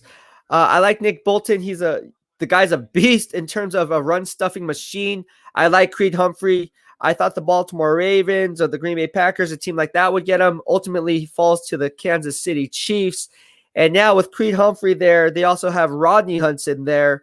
No, they don't have Rodney Hudson there. They have Rodney Hudson, who's off to Las Vegas Raiders, but as it pertains to the Kansas City Chiefs, they now have Creed Humphrey and the left side of the offensive line with Joe Thuney being the highest paid left guard in the NFL, signing, I believe it was a 5-year, $80 million contract. So he's there. It's still in camp from the New England Patriots. And then they double down on that by trading for Orlando Brown Jr. from the Baltimore Ravens, which ultimately ended up in them giving up their tail end 1st round pick, drafted number 31 overall.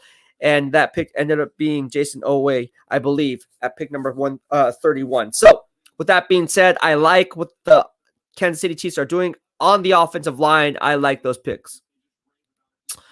All right, let's go ahead and move on.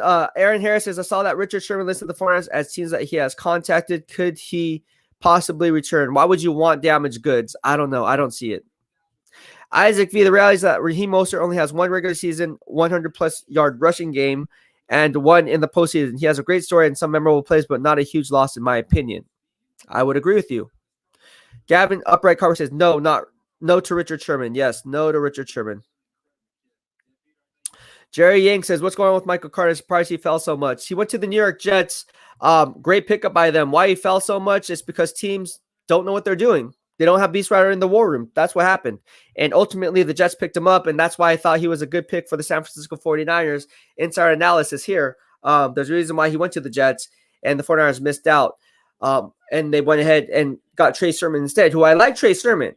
That's not to say I like Trey Sermon. I like both those guys.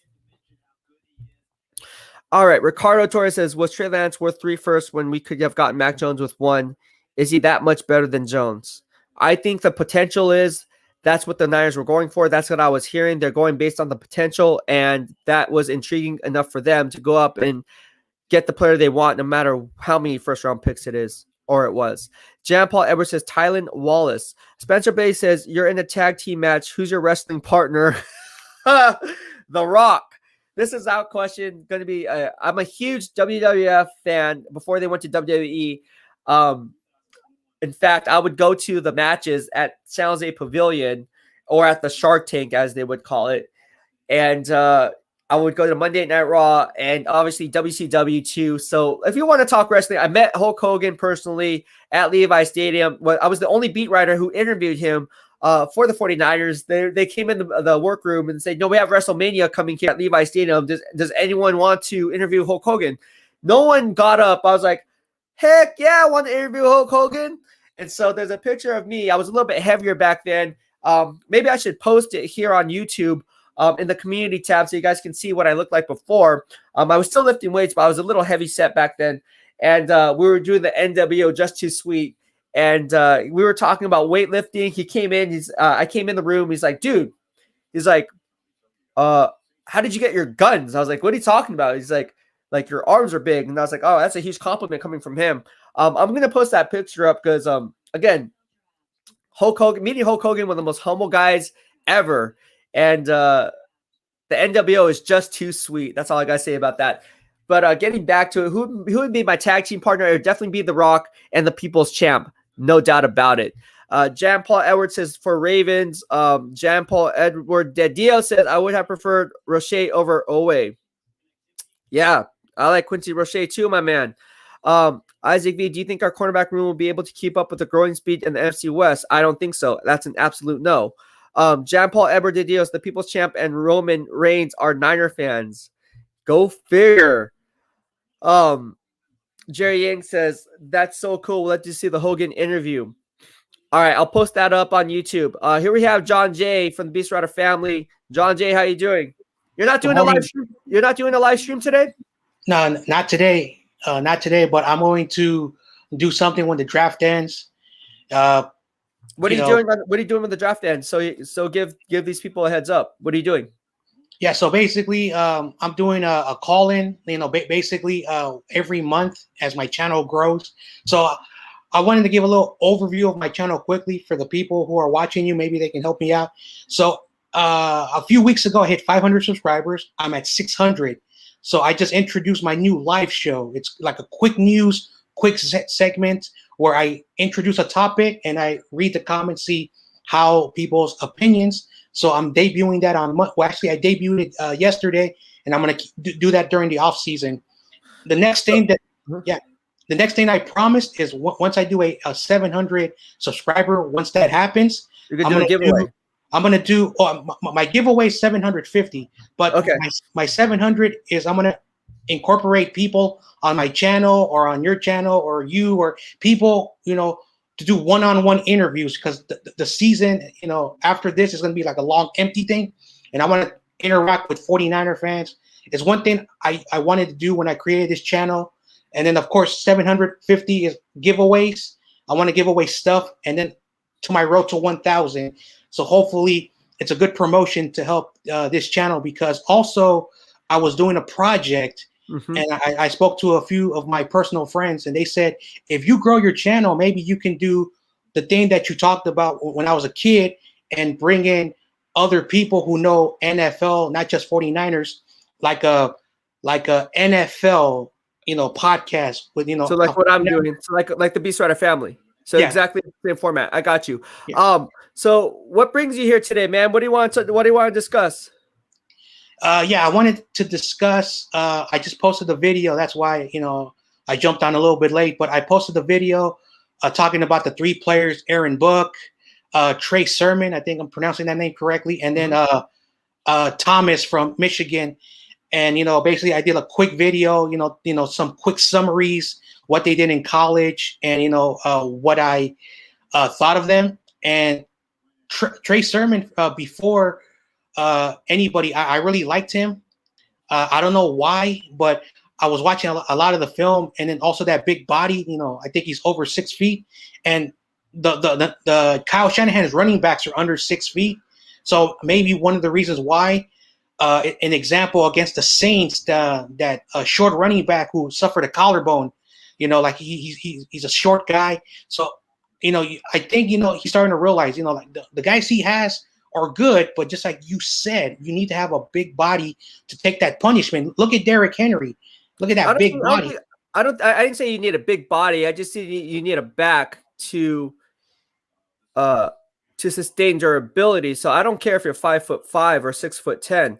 At the end of the day, it comes down to scheme fit and ultimately if you can sustain health. So if you look historically throughout time, you don't have a 6-foot back in the running back system for the Denver Broncos. When you go back to Mike Shanahan's days, look who he had. He had guys like Olandis Gary. He had guys like Mike Anderson. He had other guys on their roster who weren't necessarily the biggest, fastest guys, Olandis Gary, right? So guys like that, they were very diminutive in size, and that's why I felt like Michael Carter, who's only 5'8", would be a perfect addition to the San Francisco 49ers. Now, Dynamite comes in all shapes and sizes, but at the end of the day, man, no, don't. I never said you need a bigger back. I said you need a durable back. So there's a difference between the two. With that being said, you said you don't know why you like Trey Sermon, or why do you like Trey Sermon? Okay, so to correct myself, I didn't say that you said that the Niners need a giant back. I'm saying that you do need a back with a good body. Yes, he's a big dude. But if you're going to be rushing for 1,000 yards, you're going to be carrying the ball about 250 times during the season. So you do need someone who has a good strong body, and that's what I was trying to say. I didn't say that you said that running backs have to be big like linebackers. I didn't say that. So I basically misspoke what I was trying to say. Piggybacking to what you said, why I like Trey Sermon is when the 49ers season ended, I was looking, of course, forward to the draft. And I wish that the Niners can address every position, which is impossible. So you go with the best need, and one of the needs was a running back. So I was looking, of course, Najee Harris, Travis Etienne. Those guys were going to go off the board really early. And then what did you have them going off the board to? I had Najee Harris going between the Patriots and the Jacksonville Jaguars, because even though Mel Kiper says, running backs are supposed to go in the second round, and then I had Travis Etienne between 20 and 32, so I had two running backs in the first round. And then the running back from North Carolina, I forget his name. Javonte Williams. Yeah, I knew he was on the go around in the second round, and then so I said, the Niners look at running backs later in the draft. I said this guy can fall late day 2, day 3. So I said this guy makes sense with positioning. And the way he plays, he had a short season, so the numbers didn't look really well. But you saw when he had the ball, the quickness, going through tackles, pushing defenders away, and a lot of other things of the factors that make a good running back. That's the reason why I like them, of all those factors. Awesome. We're gonna have Eric Schultz chime in. Stay here. Eric Schultz, how you doing today? 704 Bound Charlotte, how you doing? Says, what's up, bro? Hit them like buttons. What's going on, Eric? How you doing today? I'm Can you doing hear me? well. How about yourself? Doing good. What's on your mind? Yeah, I can hear you. What's on your I'm mind, just buddy? ecstatic of how.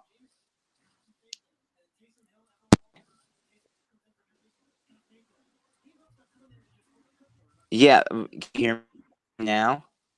Kind of. It's like Verizon. Can you hear me now? Good. I think kind of. I like you freeze. I don't So, know. so He's freezing, right, John yeah, Jay? Or no? here. Let A little bit. me. Oh no, you're fine. You're fine. You're fine. I don't know what's going on. It's working. You just walk around the house. Yes, Oh, some places in your house you don't get yeah, really yeah, good yeah. signals. It's unfortunately that's the case. It's okay. Unfortunately, what are your reactions for the past couple of days? Because I think they made some curveball. They made some curveballs. It sound uh, uh, in my opinion. In my opinion, I didn't expect them to take the running back from Ohio State. I thought that was really yeah. I thought that was really great, and it looks like if you see by the draft that they're actually pulling away. I don't know if you discussed this, but they're pulling. This is starting to look like a lot more like the 2011 49ers, the 2011-2012 era. Yeah, where it's going to be a lot more. Uh, I would say more of a power run game, and lots of play action dump offs, I think that this is a Shanahan. I think they're actually saying Trey Lance to succeed and actually start early. What were your thoughts on all that? Yeah, I think Trey Lance. Well, like I said, I think Jimmy Garoppolo is going to be the scapegoat one way or the other. He has to win out, or he's going to lose out, and then that's going to give Trey Lance an opportunity to come in at some point in time, especially if Jimmy Garoppolo gets injured or if he plays horribly through the first 5, 6, 7 games of the year. With that being said, I think they are going to sprinkle in Trey Lance here and there, like they did Taysom Hill with the New Orleans Saints. So look for that to kind of come into play, just so he can get acclimated to the NFL game and get kind of his feet wet, so he's not thrown into the fire all at once. So I think that's going to be something that's going to be taking place now. How everything else is going to pan out. I like the Trey Sermon pick. I knew they were going to go running back at some point. That's what I was hearing. That's what I was saying on the live stream yesterday. Starting at pick number 43, they were actually looking at running back. So they thought that trading back, I wouldn't have done it. But I mean, they ultimately got the fourth best running back on the board. Actually, the fifth best running back on the board, and Trey Sermon, or on my big board.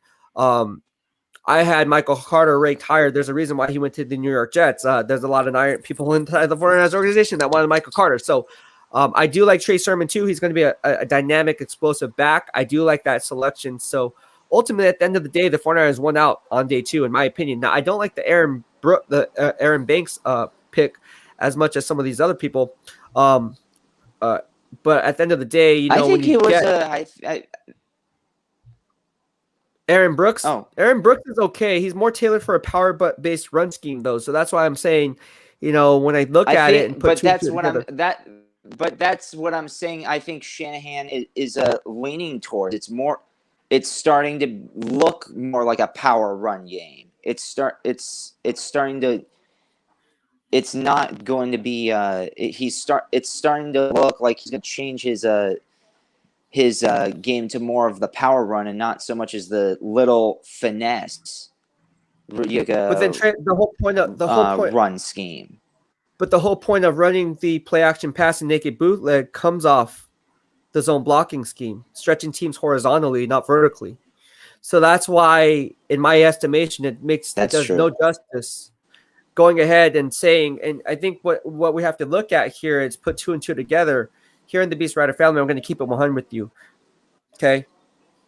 if that was the case, I think everyone has the fool's gold perception that Aaron Brooks, excuse me, Aaron Brooks is going to be that guy where he can kind of convert himself from a power-based guy to a zone blocking scheme. And now people are saying, well, maybe they did that so they'll go to a power-based run scheme. That's not the case. That's not happening. Trust me on this. They're not going to go from a power-based Okay. scheme. They're not doing that. It's not happening. Now, are there power-based concepts? Sure.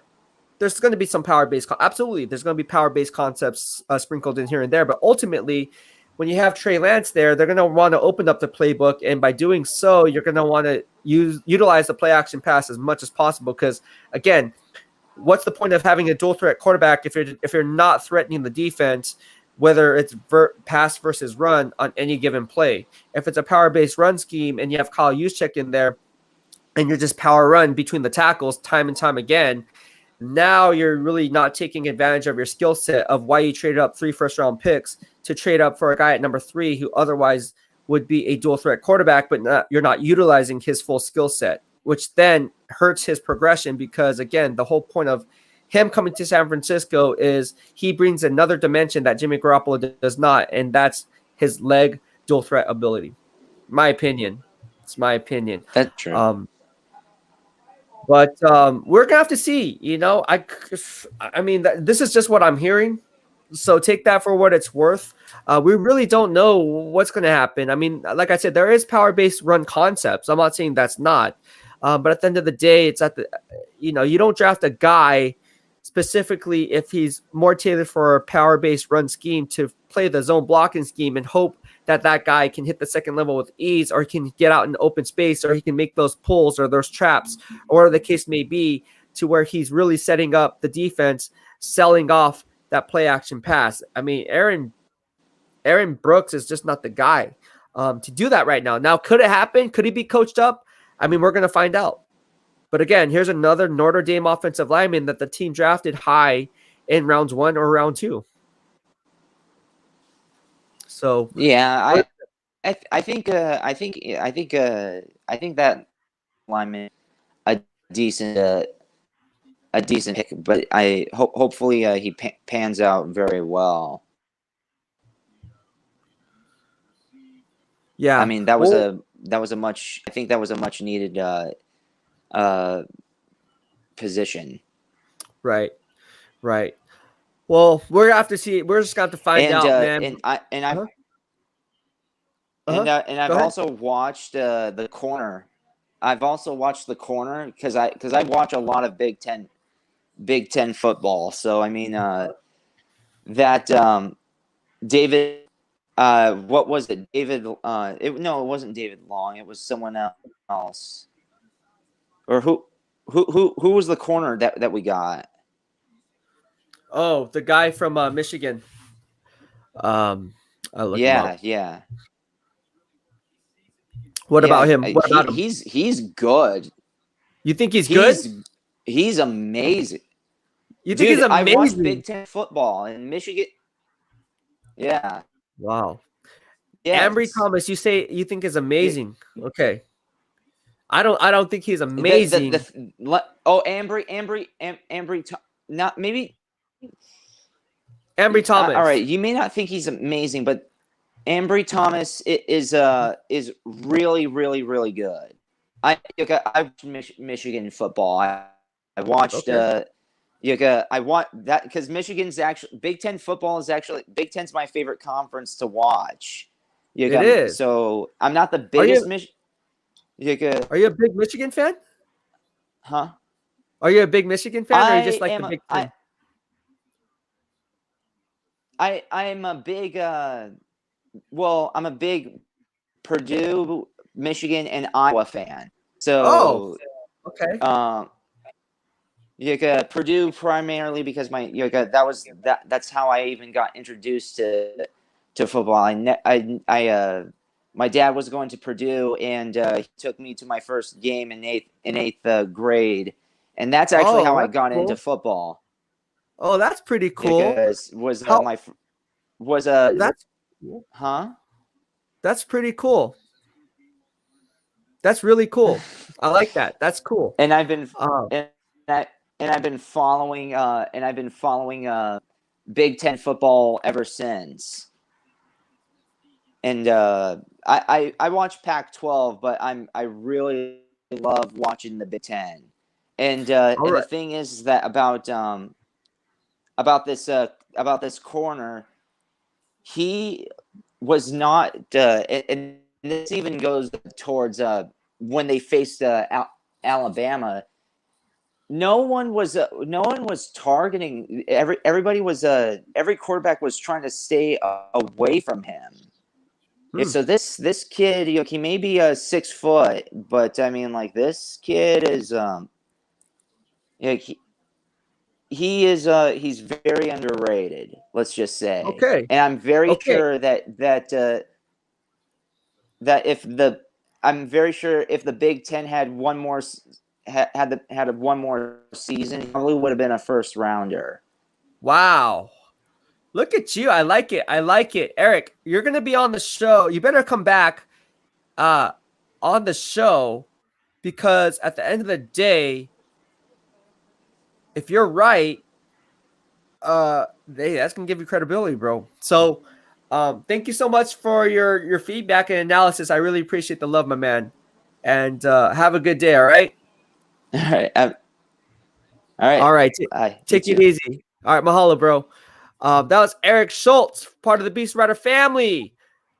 All right, John Jay. So what do you think about what he said on Ambry Thomas? Everyone's entitled to their own opinion. I don't see it. I could be wrong, but I just don't see it in Ambry Thomas. I thought that was a reach. Now, he does have quick feet.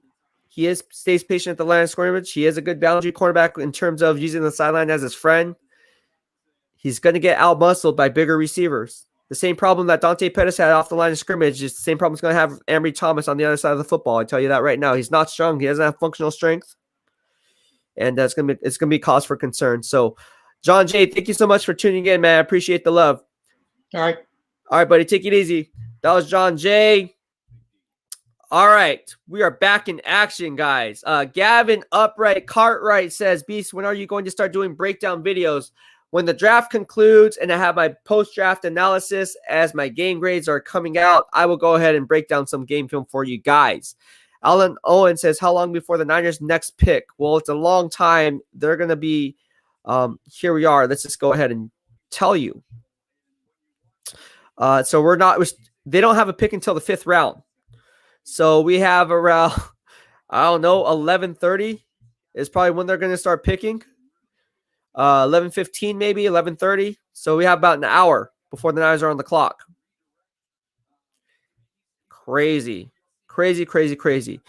All right, let's see what else is up here. William Roberts says 155. Spencer Bass says, Beast, you're better than me, bro. It's a low 300. Watch the Bama game. He that's right. They didn't throw into his direction. He is right. They didn't throw in his direction. So we're gonna have to see, man. If he's right, he's right. Eric says, Eric was smitten. Well done, Eric.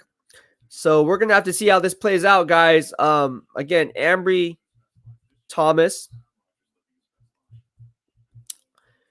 I am not as high on him as some would think. That's not to say he's not going to be a good corner, like I said, but I think he's going to get out muscles. He has to get some functional strength up. I need to get him in the weight room so he can work on the bench press and his functional strength at the line of scrimmage, so he doesn't get abused by DK Metcalf and DeAndre Hopkins and guys like that in the NFC West.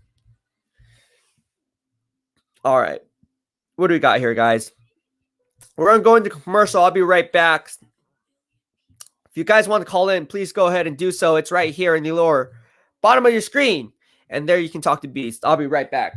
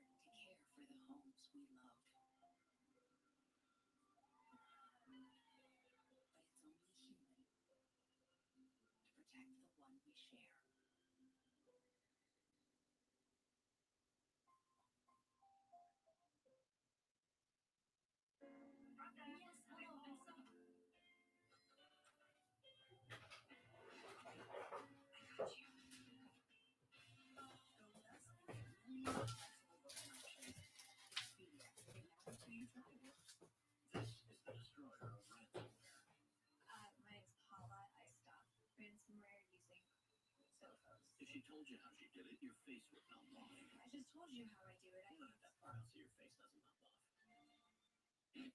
From the moment I laid eyes on you, this is what I said. I see it, and I like it, and I want it.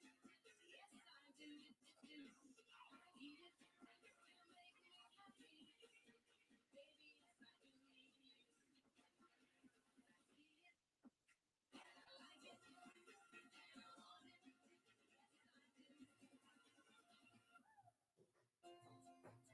You can take your ulcerative colitis treatment in a different direction.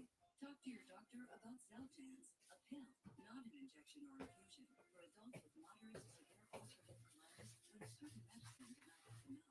Xeljanz is the first and only FDA-approved pill for moderate to severe UC. It can reduce symptoms in as early as 2 weeks, improve the appearance of the intestinal lining, and provide lasting steroid-free remission. Xeljanz can lower your ability to fight infections. Before and during treatment, your doctor should check for infections like TB, do blood tests. Tell your doctor if you have hepatitis B or C, have flu-like symptoms, or are prone to infections. Serious, sometimes fatal infections, cancers, immunity, and lifelong pathogens. All right, I am back. Let's see here.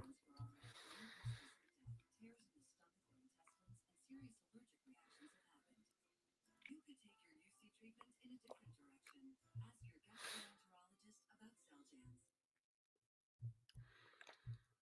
Ask your gastroenterologist about Xeljanz. All right, if you guys want to call in, please. What's going on here? If any draft choice doesn't turn out, you can call it the mistake by the lake. Meanwhile, down the road here from Lake Erie is the beautiful Pro Football Hall of Fame. If you have not visited, you should go visit. It is amazing, right off of I-77 there in Stark County, Ohio. And tonight, the Hall of Fame enshrinement special. 9 members of the Centennial class of 2020 and the class of 2021. All right. So if you guys have any questions, shoot them my way. Gavin Upright Cartwright says, Beast, have you talked to Rombo about doing something with him? Maybe. No, I have not talked to Rombo Sports. We do follow each other, and I'm open to hopping on this show if he wants. Or you can hop on here. It doesn't matter.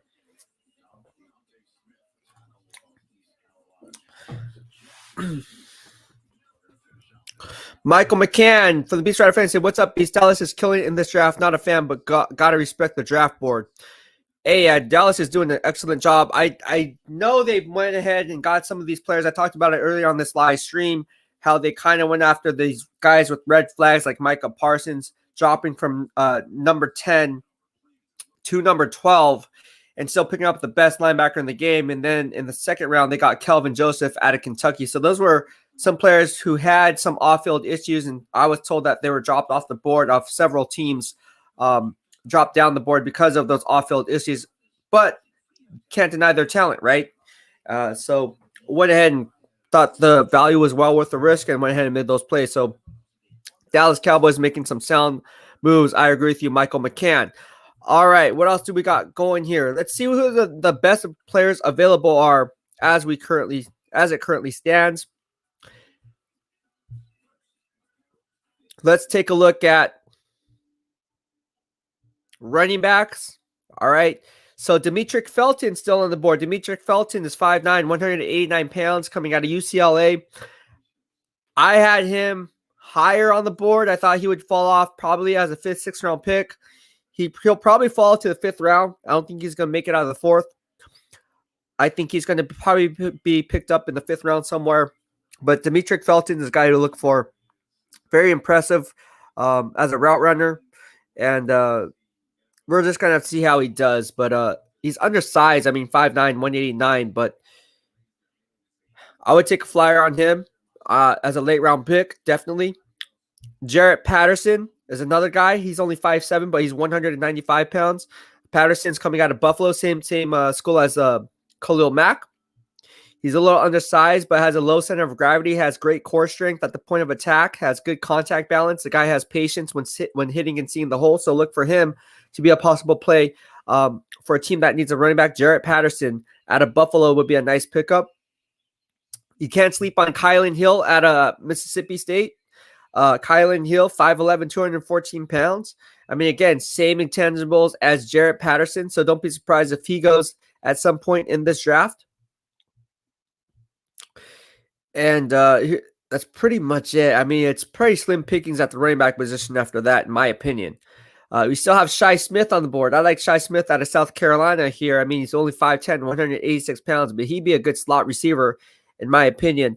Doesn't have the best hands, but he has good hands, and he can go across the middle with the best of them. So Shi Smith out of South Carolina would be a nice pickup right now for a team that needs a slot wide receiver. All right, let's see who else we got here as a best available. TJ Vasher. Here's a guy who's 6'6", 203 pounds. I mean, 6'6", they don't grow on trees. Nathan Vasher out of Texas Tech.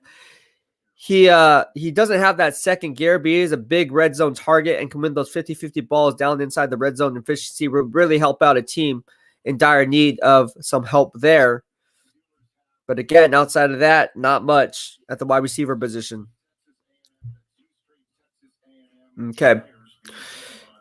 Okay, let's see who else we got here. Tight end Brevin Jordan still on the board out of Miami. He'd be a nice pickup. Looks like I got some offensive tackles. They have Adrian Ely out of Oklahoma. According to ESPN, he's the top-rated offensive tackle on their board. I don't like the offensive tackles left remaining. I'm just going to say that right now. Trey Smith, who was on Bucky Brooks' top 5 interior lineman, he's still on the board coming out of Tennessee. Bucky Brooks had him in the top 5 of interior linemen. He's still on the board, and he's sitting there. Here we are in the 4th round. So is he going to fall off? We're going to have to find out. Could he fall off to the Las Vegas Raiders, who just re-signed Richard Incognito after releasing him? They got rid of Gabe Jackson, sending him off to the Seattle Seahawks. They need interior guard help, obviously. Deontay Brown still on the board from Alabama. He's a big – now, he's not going to be drafted by the 49ers because he's strictly a power-based run guy. He's 6'3", 344 pounds. A guy cannot move in open space. But he is a phone booth guy at the point of attack, a good drive blocker, really rolls his hips under him and can really forklift defensive linemen off their spot. So, again, Deontay Brown would be a nice pickup for a power-based run scheme from the Alabama Roll Tide. Roll! A few players out here, man. There's a few players. Kenneth Gainwell is pretty good. A guy called Ed says, Master Plumber Rob says, good morning, everyone. Good morning, Master Plumber Rob. How are you doing? Josh O'Brien. Thank you so much for the super chat and super sticker. Really appreciate the love. And Mahalo. He says, no question needed, just some support, bro. Really love your content. Keep doing you, bro. Thank you so much. And Mahalo for the love. I really appreciate it. I appreciate all the love I've been getting here in the BEASTwriter family. It's been nothing but good vibes only. So again, thank you so much, and I really appreciate it. I wouldn't be here without you guys. So thank you so much. That's all I got to say. Words can't express how grateful I am. All right, Tyree Gillespie out of Missouri goes to the Las Vegas Raiders. The Raiders suck at drafting.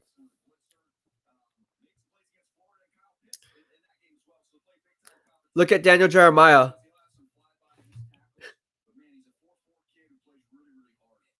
A 4'4" kid who just plays really, really hard. That's the analysis by Daniel Jeremiah on Gillespie. He's a 4'4" kid, but he plays really, really hard.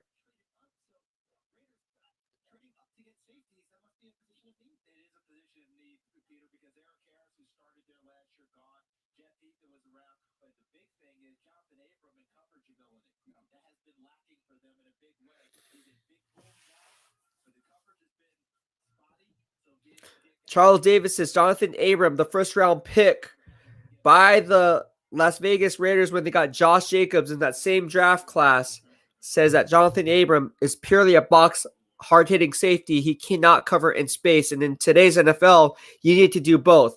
Maybe back in the old days in the early 90s when you had Tim McDonald, who was strictly a box safety, and Merton Hinks, who was a free safety, you can mirror each other and work off one of the same. But in today's pass-happy NFL, you need a safety who can do both. You need that Troy Polamalu and that Ed Reed type of a presence.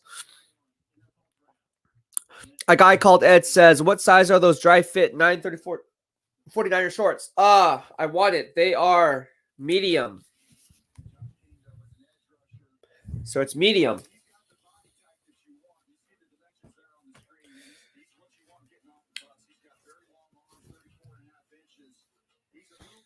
Again, if you have yet to subscribe to the channel, please do so in the lower right-hand corner of every screen as you stay up to date on all things Beast in real time. So be in it for our weekly Friday giveaways. Max Stahl says, my man, Quincy Roche is still sitting there. That's correct. My draft, one of my sleepers.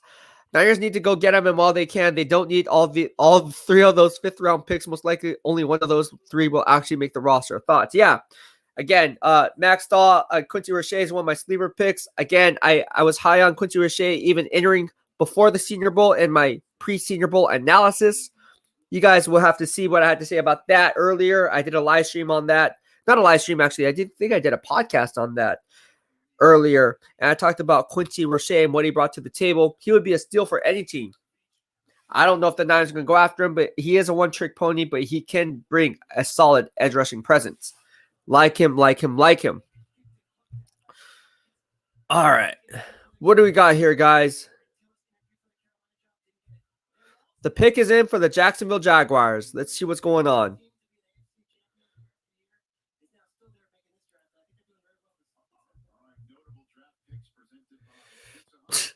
Andrew says, those shorts are my size. How can I send you my address?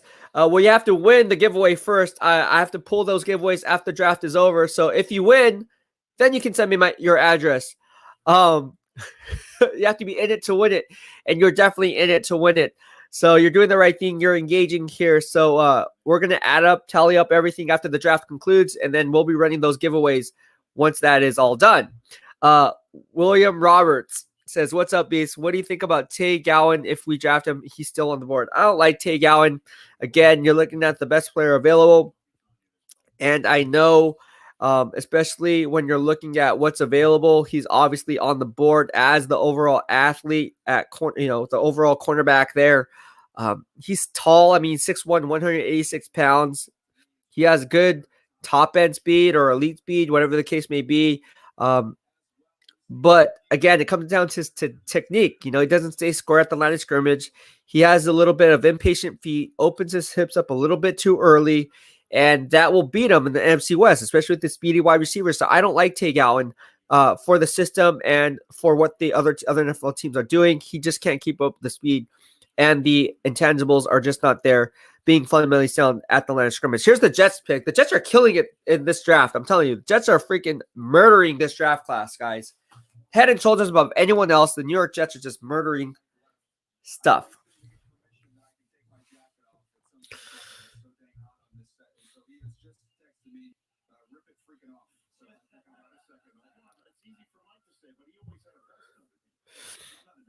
Oh, so Daniel Jeremiah wants to take it off. A guy calls his, damn it, I'm in a large XL.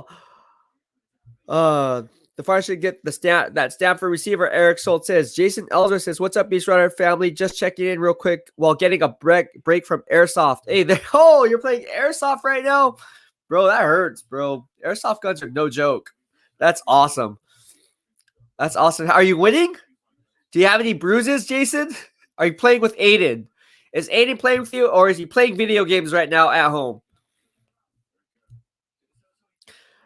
Jason, for those who don't know, Jason's son follows me now, Aiden Ellsworth, and he plays video games a lot. He subscribed to my channel because Jason's like, he knows BEASTwriter knows more than Mel Kiper and all the other guys on TV.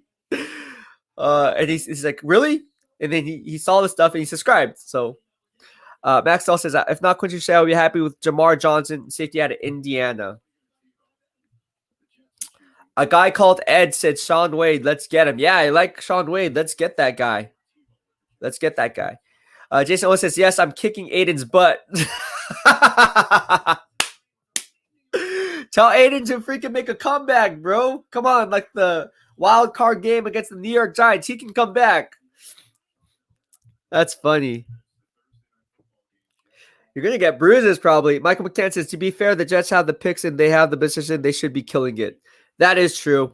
Jason Ellsworth says, I'm going to have a bruise on my shoulder from where he shot me. Dude, airsoft is no joke. Those things hurt. Dangerous. All right. The Jets get safety Jamie Sherwood out of Auburn. It was fun. It got a lot of retweets. It's also real. The relationship between Tim Tebow and Urban Meyer is extremely close, sort of like father-son. The connection has been there, of course, since college. Tim Tebow going to make a comeback at tight end for the Jacksonville Jaguars. It is certainly a real possibility. The position switch that so many wanted might actually happen at 33 or 34.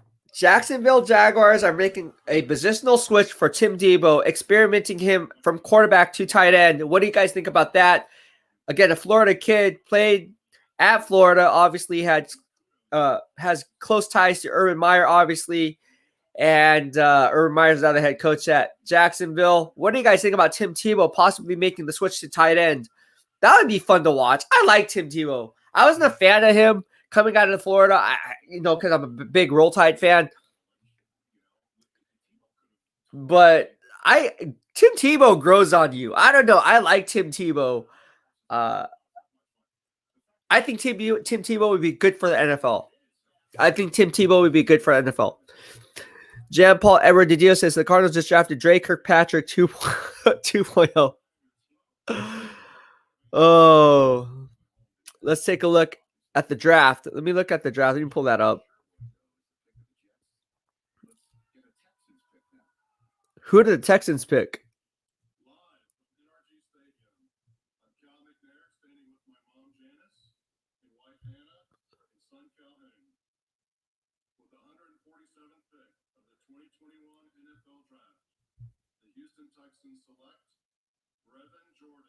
Oh, they got the tight end, Brevin Jordan at the University of Miami. Here we go.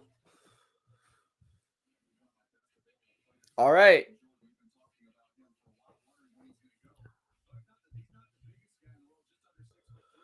Here we go, starting the 5th round, guys.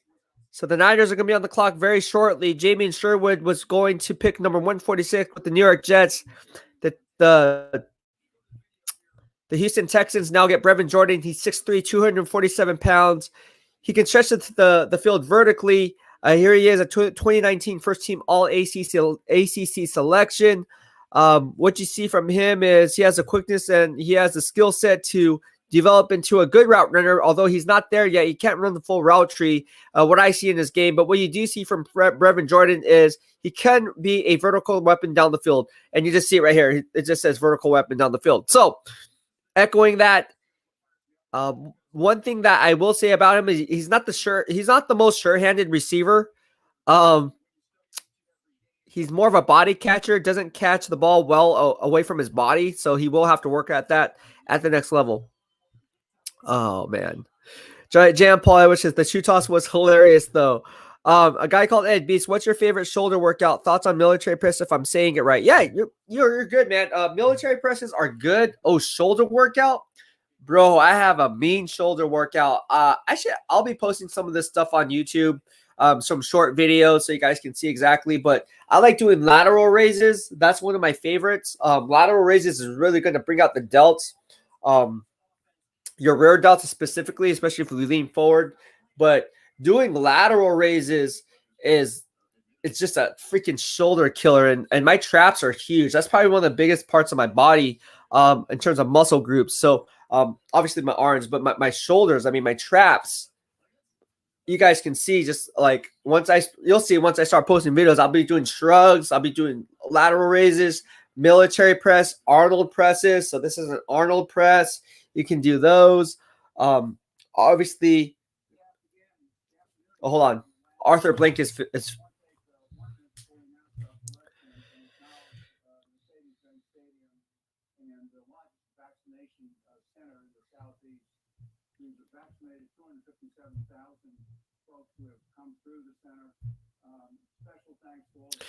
Robert says, I first subscribed when I saw you like the 4th time on Grant Cohn's channel. I realized you were spot on every time and articulated yourself well. Then I heard you had your own channel and that was there. Oh, that's what's up, man. I appreciate the love, bro. That's what's up. Get more people to subscribe to my channel, man. Grant has hella subscribers. Let's get those. Let's convert those.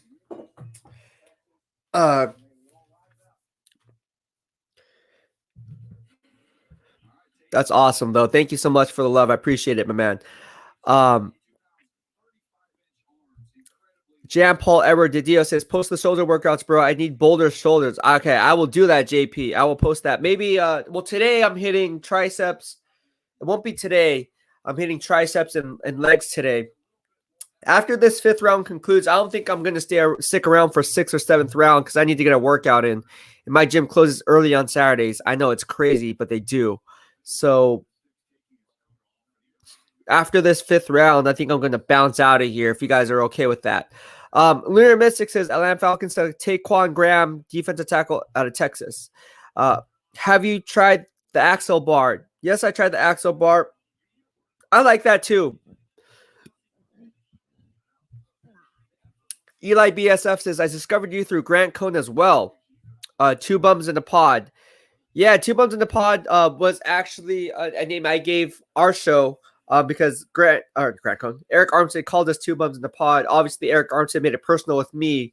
So I was like, hey, Grant, let's just start a podcast. We always wanted to start one up. So I said, what do you think of 2 Bums in the Pod? And he liked it, and then we rolled with it. So, yeah, we both host that show, 2 Bums in the Pod. Jan Paul Edward Didio says, the Bengals just drafted a kicker. Why would you do that? Again, Evan McPherson. This is why the Bengals are horrible every single year. They don't have a strong scouting department. They're very cheap in the organization. They don't like paying their scouts, which is why they're picking kickers here in the 5th round. They don't know what the hell they're doing. I'm telling you, I'm being serious. I'm not trying to throw shade. It is what it is. Andrew says, I found you on Grant's channel as well. That's awesome. Well, get more people to follow me if you guys follow Grant. For all the guys who follow Grant, because we run fun giveaways for all who do. Aside from my spot on analysis and prediction. So obviously, you guys know where the following is. If you guys like what I have to say, odds are the same followers like what I have to say. So get those guys over here and have them subscribe to the BEASTwriter family channel of all 32 NFL teams. It's a win-win. They win free stuff just to make, hey, follow this guy. And if you like it, you like it. If you don't, then unfollow, then unsubscribe. But odds are they're probably going to like it because who doesn't want free stuff at the end of the day? Just saying it. Who doesn't want free stuff, guys? And it's not cheap stuff either. It's really good prizes here. None of that cheap stuff here in the BEASTwriter family. And who doesn't like this cool logo? We're coming up with swag. Who doesn't want fitness tips? We're talking about fitness here. I bodybuild. You see the medals behind me. First place.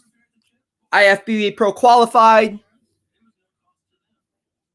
Oh, yeah. People were wondering what was all this. So anyways, I'm just going to show you guys right now. I don't know if you guys can see it, but so anyways, this is all my credentials at Levi Stadium, obviously, from 2013 to 2018. This is my key card, obviously, at 24/7 access to Levi Stadium.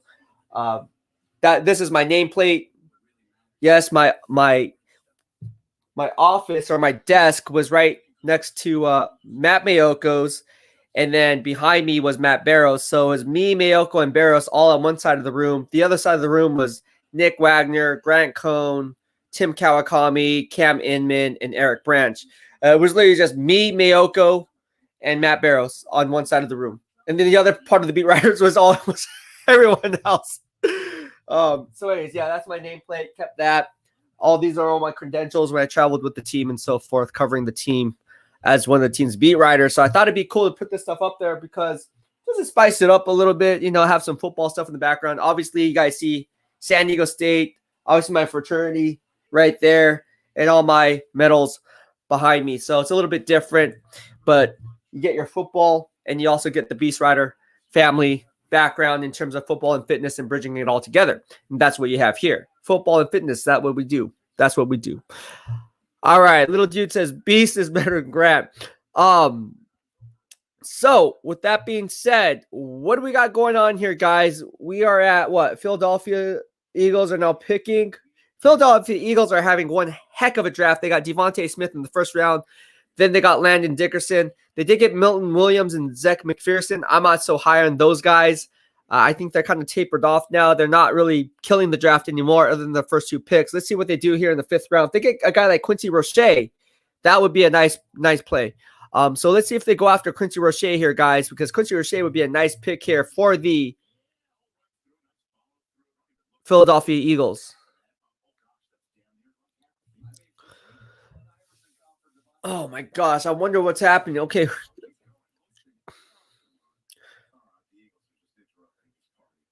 the 150th pick in the 2021 NFL Draft, the Philadelphia Eagles select Kenneth Gainwell, running back, Memphis. Go Birds. Kenneth Gainwell. All right. So here's a running back. Who are the Niners going to draft, dude? I don't know. That's a good one. Peter Boy says, Grant once said you're probably one of the only guy he would never fight in real life because you're too big. Well, hey, man.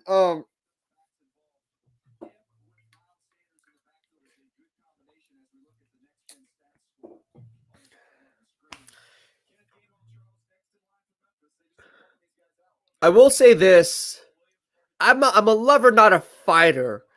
But I'm not afraid of anyone. That's the one thing that I will say is I'm not afraid of anyone. I think that's good and that's bad, because that means I have no fear. Like I ever since I was a kid, I have no fear.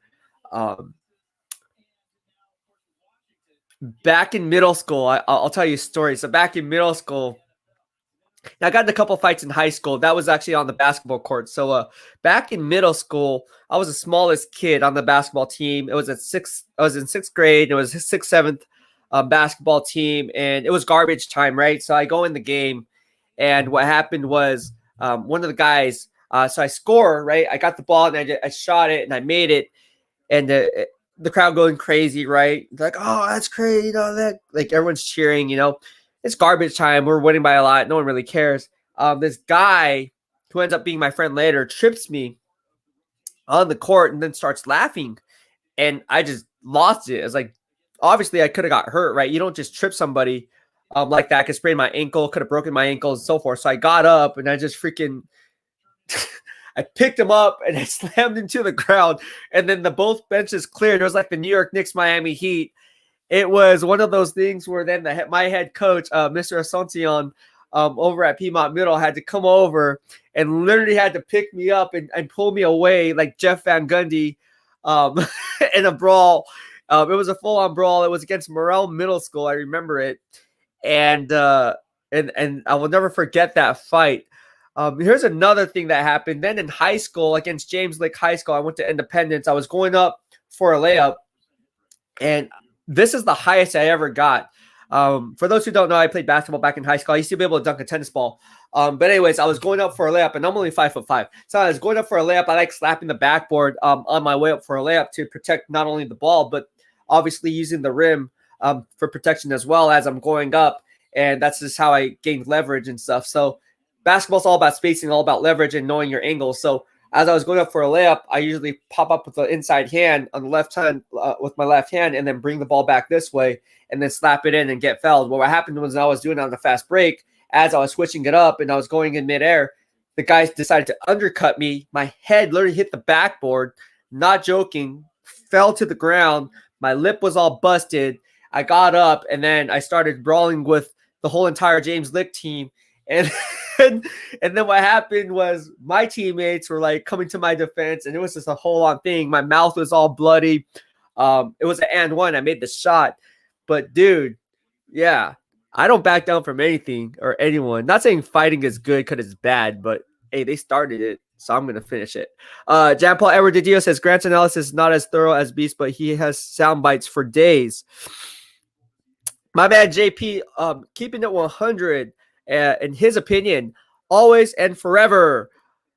All right. Let's see here. Tobias, what else we got here? Tobias England says we are going to trade this draft, so don't get a Troy in the 5th round. Maxwell says going to be annoyed if Jets snag Roche. Yeah. That's gonna be crazy. Peter Moore says Grant's just entertaining. Oh my gosh. Grant is irritating. I will say that. He works hard. He works hard. And credit to Grant for working hard. He does put stuff out there, and it's controversial. And some would say it's clickbait, but hey, if he's making money, he's making money. If that's how he wants to make money, hey, my hat's off to it, man, because he's making this bread and butter, bro. It's all about making bread and butter. And how I like to do it is a little bit different, but that doesn't necessarily mean it's well, what do you got here?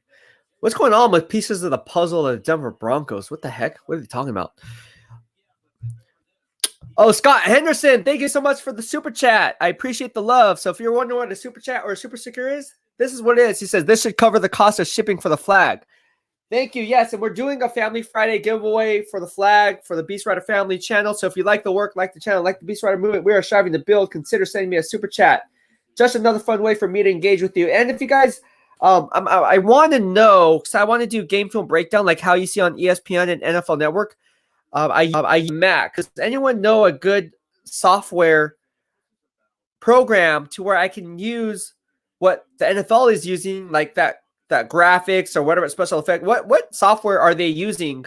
With ESPN Insider with the whole detail thing. I kind of want to have our game film breakdowns that way. So when I run my game film breakdowns, you can see the ball traveling and you see that little laser that comes along with it.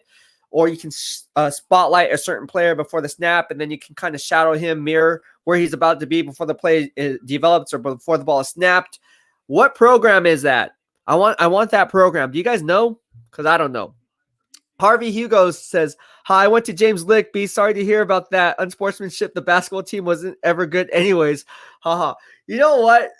You guys were James Lick. If you went to James Lick, so you're from Alum Rock, bro. I used to work at the State Farm right across the street on Elm Rock, right across from Peter's Bakery. Holla at your boy.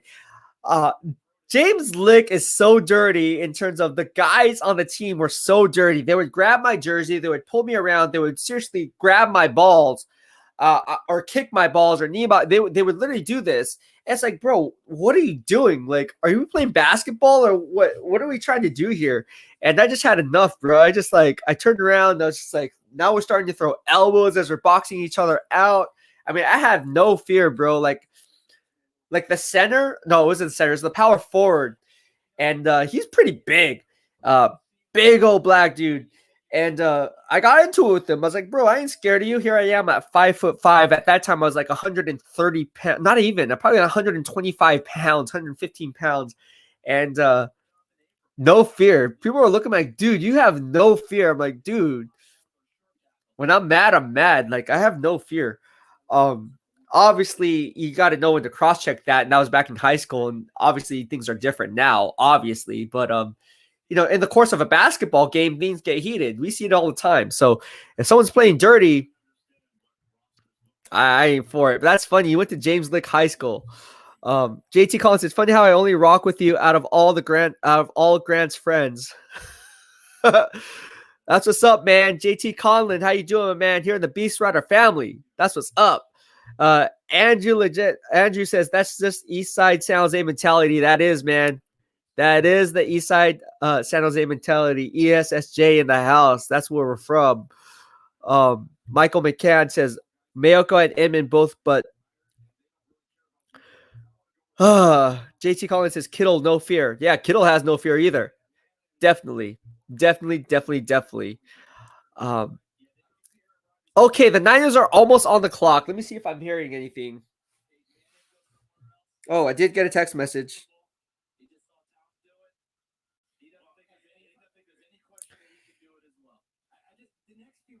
Should have been checking my text message 18 minutes ago.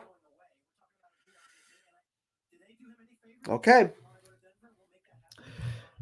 All right. So the Cleveland Browns are now on the clock, correct?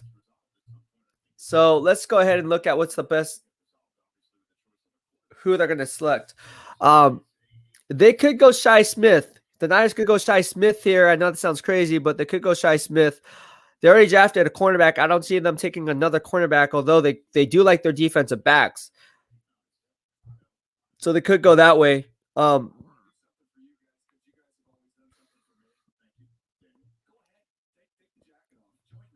Don't sleep on Trey Smith out of Tennessee. He might be a pickup here. So another offensive guard, another interior lineman. Also Sean Wade's on the board. So those would be my top three. And don't sleep on Hamza Nasiruddin out of Florida State. He could also be a player. So Hamza Nasiruddin out of Florida State could also be an option. So keep an eye out on those 5 players. Hamza Nasiruddin for the Florida State safety. Sean Wade from the Ohio State University. Trey Smith from Tennessee.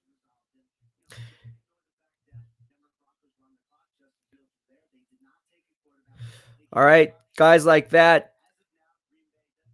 They could also take a guy like Shi Smith from South Carolina. So keep an eye out on those guys when the Niners are on the clock in the 5th round.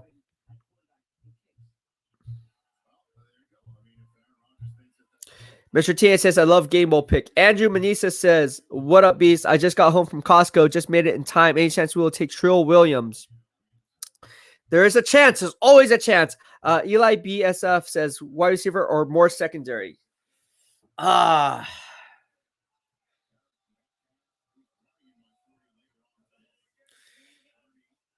mean, they have to get a wide receiver at some point. But they also need more secondary help because there's a lot of guys on 1-year options. Or 1 or 2-year options.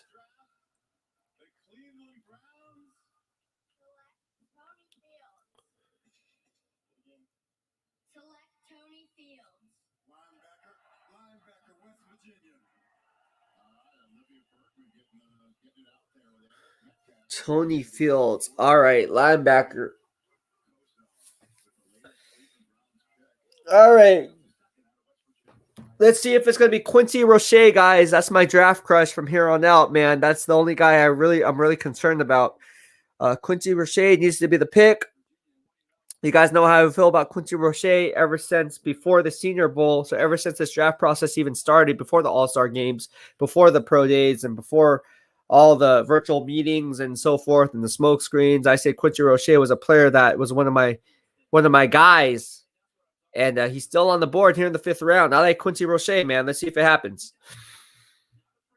Max Dahl says, Roche right for the taking for the Niners. Let's see if it happens. Yeah, I know. Jets took Michael Carter. They did.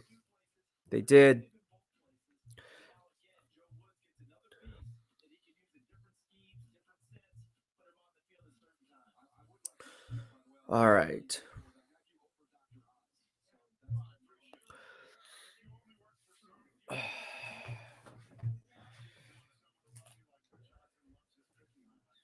Mr. TA says, when you take a rookie quarterback, you make him the focus of the draft and surround him. Trey Smith, let's see what happens. All right, the Jets pick is in. So it's Jalen Moore, offensive tackle.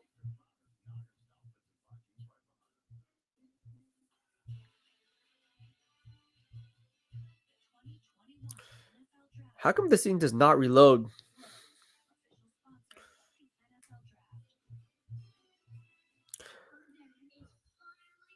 All right, the Jets take Michael Carter, cornerback.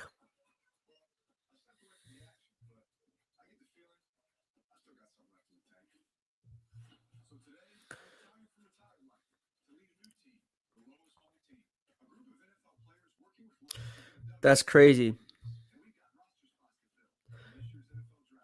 So the Jets take 2 Michael Carters in back-to-back rounds. In the 4th round, they took North Carolina Michael Carter, and then they liked the name so much that they took Michael Carter again in the 5th round. Michael Carter the second. What a coincidence. It's Michael Carter the second, and he was drafted as the second Michael Carter by the New York Jets. Isn't that funny? We have Michael Carter here. How is that funny in the press conference? We have Michael Carter here. We have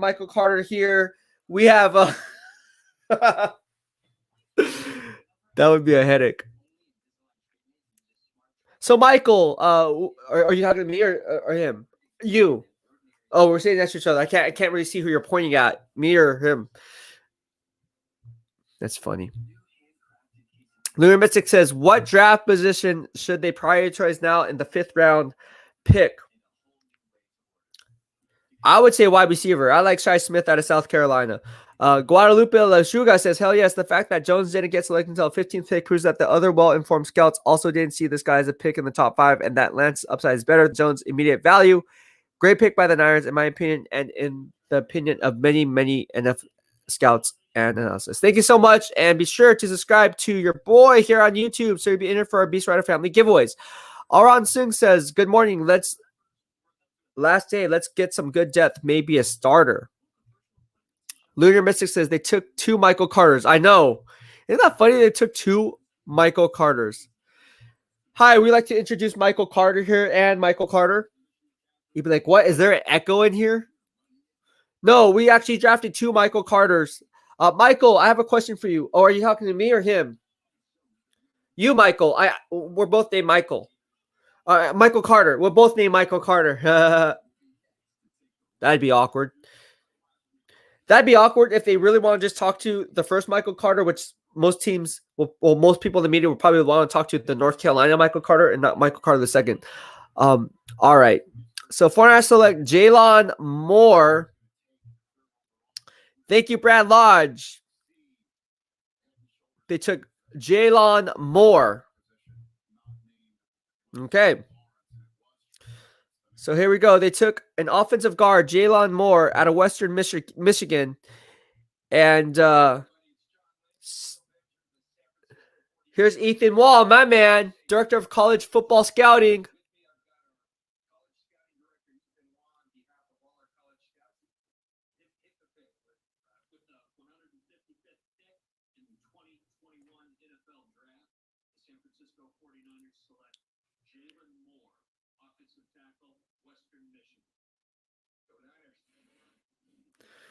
There you go. Let's see what they say about Jalon Moore.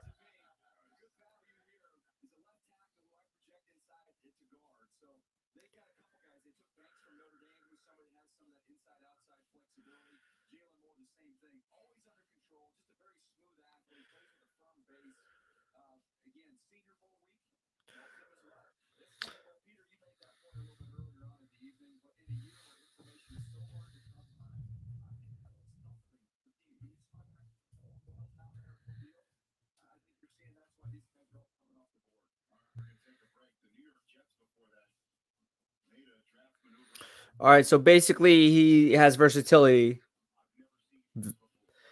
And that's pretty much it. That Daniel Jeremiah is like, oh yeah, he has versatility, he can play inside out, and great value.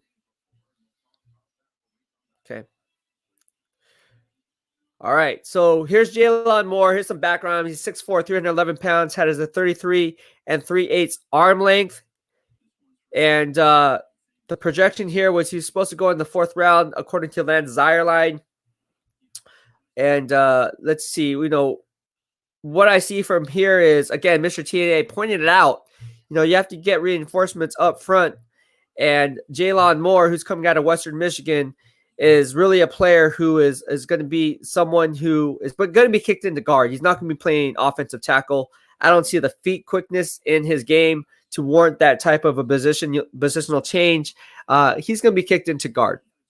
And I think they're using the shotgun approach with Aaron Brooks. And now they're doing it again with Jalon Moore. All right, so we're just gonna see how this plays out. But again, Harvey hits on the nail. They're beefing up that O-line. Yes, they are. They're definitely beefing up that O-line for sure. All right, so the Niners are on the clock. Just a few picks later. So gosh, it's gonna be interesting. It's gonna be interesting, guys. Alan Owen says, Niners are really pushing hard on stabilizing the O-line and beefing up the offense. Yes, that is true. That is very true. Meditation for me is exercise for my mind. It means the world to me to see NFL players be so vulnerable with their struggles from a mental health standpoint. You're seeing guys raise their hand and say, You know what's funny is during this time of year, like right now, as it hits the 5th round, the diehards really, like the real faithful, are really watching it. Other people are like, we already got Trey Lance. I don't care about any other picks other than the first round. But like Harvey, Alan Owens, Robert Watson, you guys are all Lunar Mystic. You guys, Eli BSF, Brad Lodge, Mr. TNA. I mean, you guys are all Aaron Singh. You guys are Max Stahl. You guys are all still in here. You guys are diehards, dude. Andrew Meneses, JT Conlon, Andrew Leggett, Michael McCann, Scott Henderson, Peter Moa, JP, my man JP, Arizona Cardinals fan, Little Dude 7. You guys are all still here. JoJo TV. You guys are a guy called Ed. You guys are all Jason Ellsworth. You guys are all still here, man. You guys are true diehard fans, man. I love it. This is awesome. Robert says, I'm happy with the investment in protecting our new boy Lance and drafting Trey Sermon as a fan. I feel comfortable in the future about present if everyone can stay healthy. You guys are awesome, man. See, this is what I love doing this, man, because you guys are diehard fans. And again, you're like me. Like when I was a fan, and again, I'm not a fan of the team anymore, obviously, because once I covered them as part of the media, you got to have and be unbiased. However, with that being said, this is awesome, man, that you guys are diehards because, like, this is what I want. I get goosebumps because you guys are on that level to where you are really interested in who they're picking. Even though if you don't even know who these players are, it's interesting to hear what analysts have to say.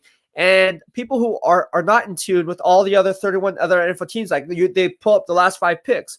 And people who are not watching are going to think like, what? There's an error because Jets selected Michael Carter once already. Why would they draft him twice in the 5th round? They're not going to know like, no, that's a different player. It's Michael Carter the second as they're talking about it right now. And I think they're doing that on NFL Network so people don't get confused. Like, no, this is a different Michael Carter. So yeah, you guys are getting it. People who don't know all 3 NFL teams are going to look at it and be like, oh, Michael Carter was drafted twice. That's an error. Be like, no, dude, did you watch the draft? It's not an error. There's actually 2 Michael Carters on the same team. Oh, my gosh. Yes, there was a Michael Carter drafted with the 49ers, number 95 defensive lineman for the San Francisco 49ers, I believe in the early 90s or late 80s. That's funny. All right. Delcio Castillo says, Vapor Beast, what do you grade the draft so far? And the shout out to the fans and you. Well, thank you so much, Delcio Castillo. I'll do the grades after. Excuse me, I can't even speak right now. I did already give my top 10 winners for the NFL draft. Let me just go ahead and point those out for you right now as we speak.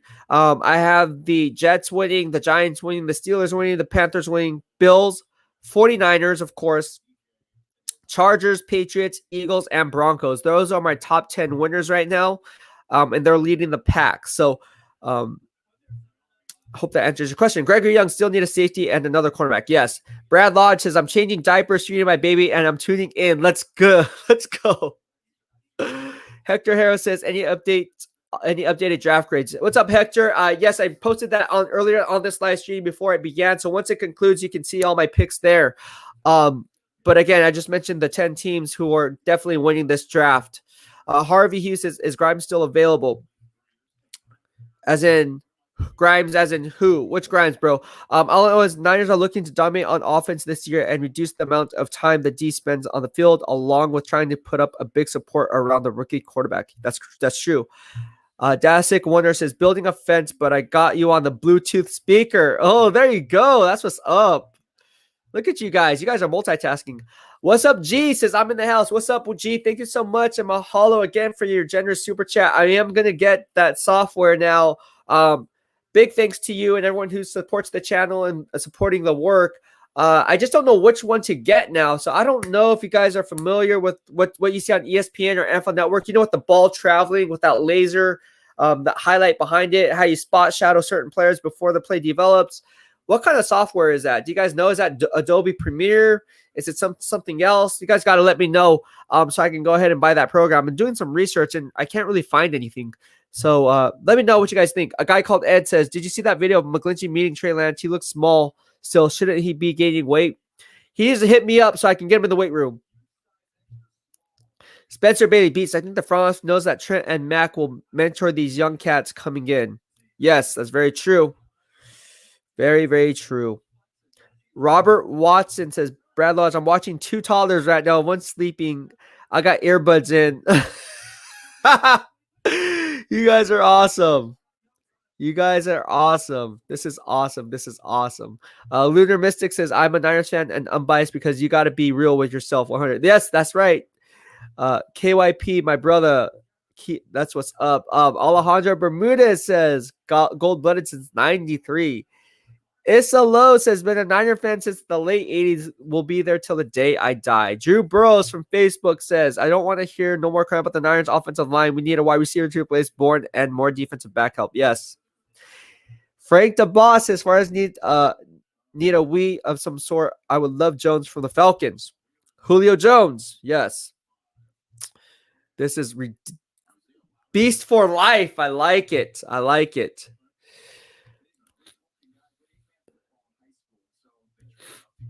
Hector Harris says the Jets really drafting similar personnel to the Flyers. They are setting some good groundwork, I think. Yeah, they are. Lunar Mystic says, I have no clue, bro. Robert Watson said, we gain knowledge from being here straight up, and you're good peeps. 100. Thank you so much, and mahalo, mahalo. Look we still have Quincy Roche on the board. Come on. Someone needs to take this guy. Oh, there's Daniel Jeremiah. Took off the coat. Daniel Jeremiah took off the coat. A guy called Ed says, viewing while at work right now. I was stuck at Chick-fil-A parking lot stealing their Wi-Fi yesterday for an hour because the Niners traded back in the second. It was a little weird.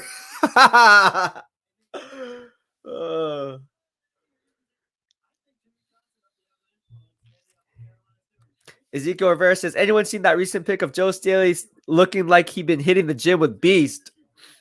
I didn't see that picture. I want to see that picture. So Joe Staley got bigger. All right. I'm going to be right back. I have to make my pre-workout right now. Again, it takes me an hour.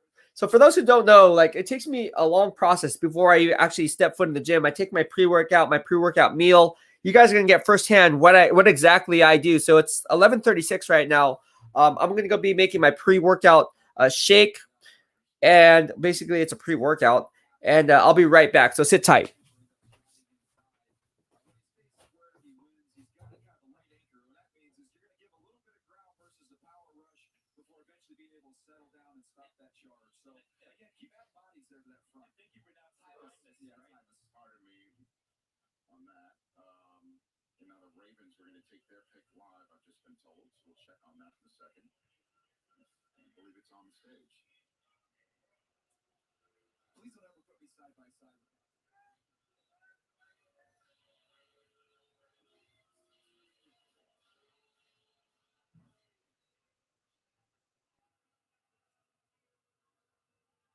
Going on Baltimore with the 160th pick in the 2021 NFL Draft. The Baltimore Ravens select Sean Wade, DB, Ohio State. Let's go Ravens! And this is somebody, if you come off of what we saw in 2019, probably as a second-round pick. Comes back in 2020. He made the move from a nickel as an inside corner in 2019, where he played very well, to sliding outside and just had a rough go of it. He just gave up a lot of big plays down the field. When you go back to 2019, you see how comfortable he is inside. You see the ball skills, the awareness. You remember that game against Clemson, that huge penalty. All right, so some of you guys were wondering what I take for my pre-workout. If you guys don't know, I'm sponsored by Evogen. This is the company I'm sponsored by. I'm an Evogen athlete. If you haven't heard of Evogen, basically it's the Nike of fitness, like supplements. So if you think of Nike, you think of Adidas, you think of Evogen. Just look them up. 19-time Hani Rambod Olympia coach on Team Evogen. So this is my pre-workout right now. Shake this bad boy up. And again, this is my pre-workout, so obviously it has caffeine in it. It has beta-alanine in it. Kind of gets that tingly feeling, so you guys get worked up. And really what you want to look for is BCAAs now have what's called a pink Himalayan salt, so that's really good for sustaining your workouts. Also helps with the blood flow. And it's good stuff here. And also remember,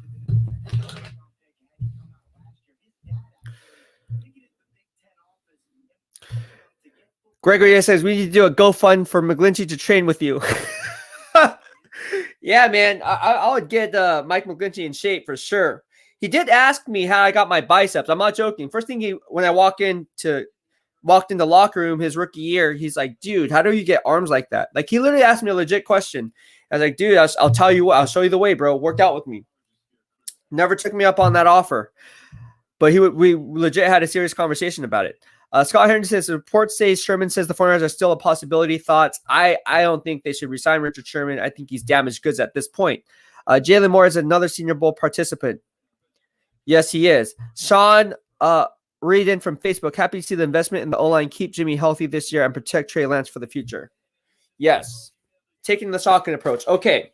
Also, guys, you guys want to know how do you get that pump? How do you get that volumization? Again, football and fitness is what we do. So again, once football season dies down after the draft, it usually dies down for about 3 months before the season picks up with preseason training camp. You guys get it? We're going to continue doing this, and fitness is going to be a big part of bridging that gap. So again, football and fitness is what we do. Obviously, you guys know that. That's why you guys call me the BEASTwriter. So anyways, I'm known as Evo Beast from EvoGen, and that's kind of what they call me, Evo Beast, and that's my nickname they gave me. But to get that volumization and pump, this is what I take. This is called L-citrulline. All right, it's by Cage Muscle. Now, I'm not sponsored by Cage Muscle, and but what it really is basically you can get L-citrulline. You get that naturally from watermelon, so really it helps increase the blood flow, so maximizes your pump, and that's what you really want. You really want that vascularity. You really want that pump. So again, get the L-citrulline, if anything, and make sure that it's fermented. This stuff is legit. I'm telling you guys right now, L-citrulline is going to take your gains to that next level. So what I'm going to do is, again, I don't know if you guys can see this. So here, we're just going to go right here. Open this up. So I got my pre-workout. I'm taking EVP Extreme, which is from EvoGen Nutrition. And you just take a scoop of this bad boy. I don't want to turn it because if I turn it, it's going to get all over the computer. But all right. So you take kind of this bad boy and let's see if we can do this here. And you just stick it in there. All right. Like so.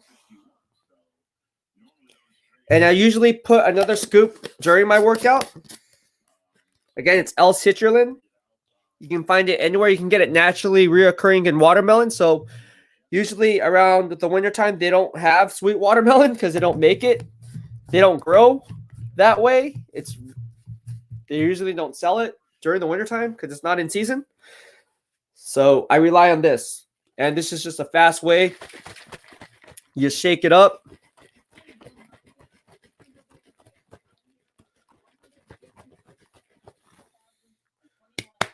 All right, let that settle for a little bit because it gets a little bit foamy at the top. So you want to let that foam settle before you start drinking it. Otherwise, you'll have indigestion problems. So you don't want that. That's a little trick of the trade. So you make sure whenever you drink a pre-workout or something like that, if it gets foamy at the top, let it settle. Kind of like drinking a beer. All right. Arang T says, can you be my trainer? I need arms like that for my chest and shoulders are easy, but not arms. I'm stuck at 16.5. That's pretty big arms. But to answer your question, I do personal train. You guys know this. If you don't know this, I train some of the players. That's not a secret. Train people getting ready for the combine, train athletes, train the Golden State Warriors dance team. You guys know that's been well documented on Instagram, Twitter, whatever, so forth. So, you know, when I was getting ready for the championship run, they were kind of tiring out. So they used me as the bridge to kind of help them sustain that championship run that they had with the Golden State Warriors. So the Golden State Warriors dance team, a lot of them are my friends, obviously. So I trained the cheerleaders, trained them, trained the average Joe, people like you guys. Legit, I had like 5 people over when COVID was hitting. I was virtually training them. My friend, we're now friends now, but she followed me just like you guys randomly in the BEASTwriter family. She hit me up, slid in my DM on Instagram, says, "Hey, can you train me?" And I went ahead and helped her out there. So, and she really got gains, and she has a 6-pack and everything. It's all depending on what your goals are. If you don't want a 6-pack, that's fine. So I formulate your diet program, your workout routine, and then you have daily check-ins with me. So if you're interested in doing that, again, football and fitness is what I do. So once football dies down, man, it'd be good to kind of see you guys' rise, and we can kind of work something out. So it's all about good vibes only here in the BEASTwriter family. So that's what we like to do here, and how we like to run things. RNC says, can you post it below the names? The names of the stuff. The names of the stuff. Yeah, I can do that. Check out DV Sportswear Software. Okay, thank you. What's up, G? He says check out DV Sports. I'm gonna write this down. DV Sport. Actually, I put it right here. DV Sports Software. Okay, thank you so much. What's up, G? I appreciate it. And again, thank you so much for your generosity, dude, because I really want to get that. And thanks to you and everyone who's been sending me super chats and super stickers, I'm able to do this. And I just didn't know. And it's good for Mac, right? Because I have a Mac. I'm using a Mac. So is it okay for Mac? If it is, okay, DV Sports Software. Thank you so much, DV Sports Software. Okay. I was thinking about using Adobe Premiere. Orang C says, "Oh, I will pay you with pizza." I can't have that much pizza. That's a lot of pizza. I'm still pizzaed out from the other pizza. But yeah, I'm sure we can work something out. Alan Owen says, it's interesting that Trey Lance's locker is between Jimmy Ward and Jason Verrett. Two really smart and interesting people in the locker room. Well, Jimmy Ward's a veteran, right? Jimmy Ward's a veteran. So again, Jimmy Ward's part of the BEASTwriter family. If you don't know, now you know. I posted a picture of him. He showed up on if you watched my yesterday's live stream, he's wearing Bay Rooted swag. Again, Jimmy's my boy. We go way back since his rookie year, and really good guy, really humble. I'm really happy for Jimmy Ward. Jason Verrett. Yeah, another veteran, right? Another veteran. So it's going to be interesting to see how that plays out. So maybe they have him there for a reason. Sandwiched in between the defensive backs.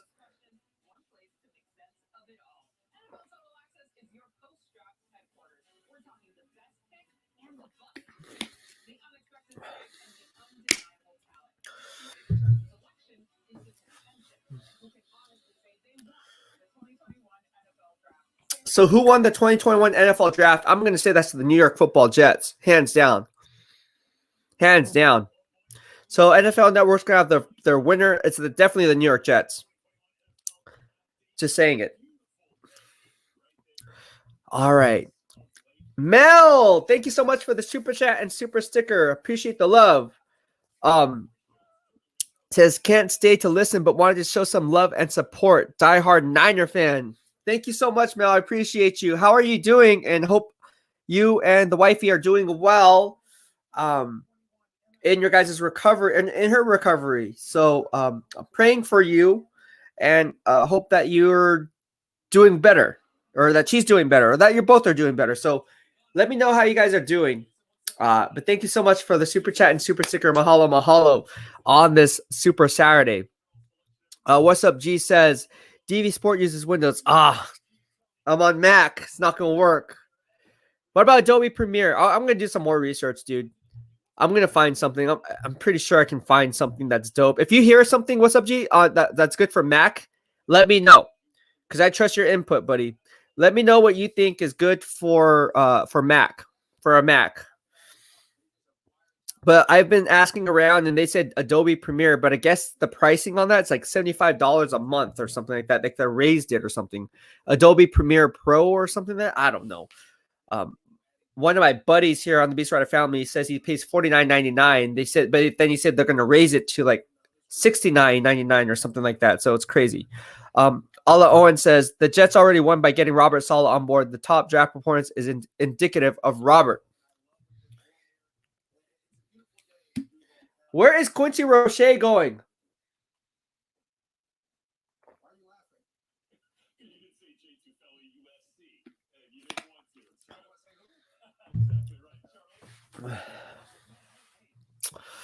All right.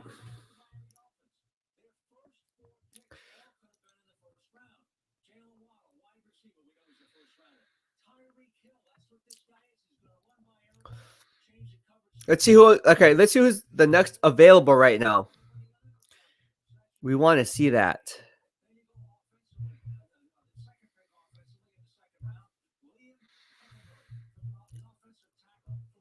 Is it Eckenberg? I thought it was Eichenberg.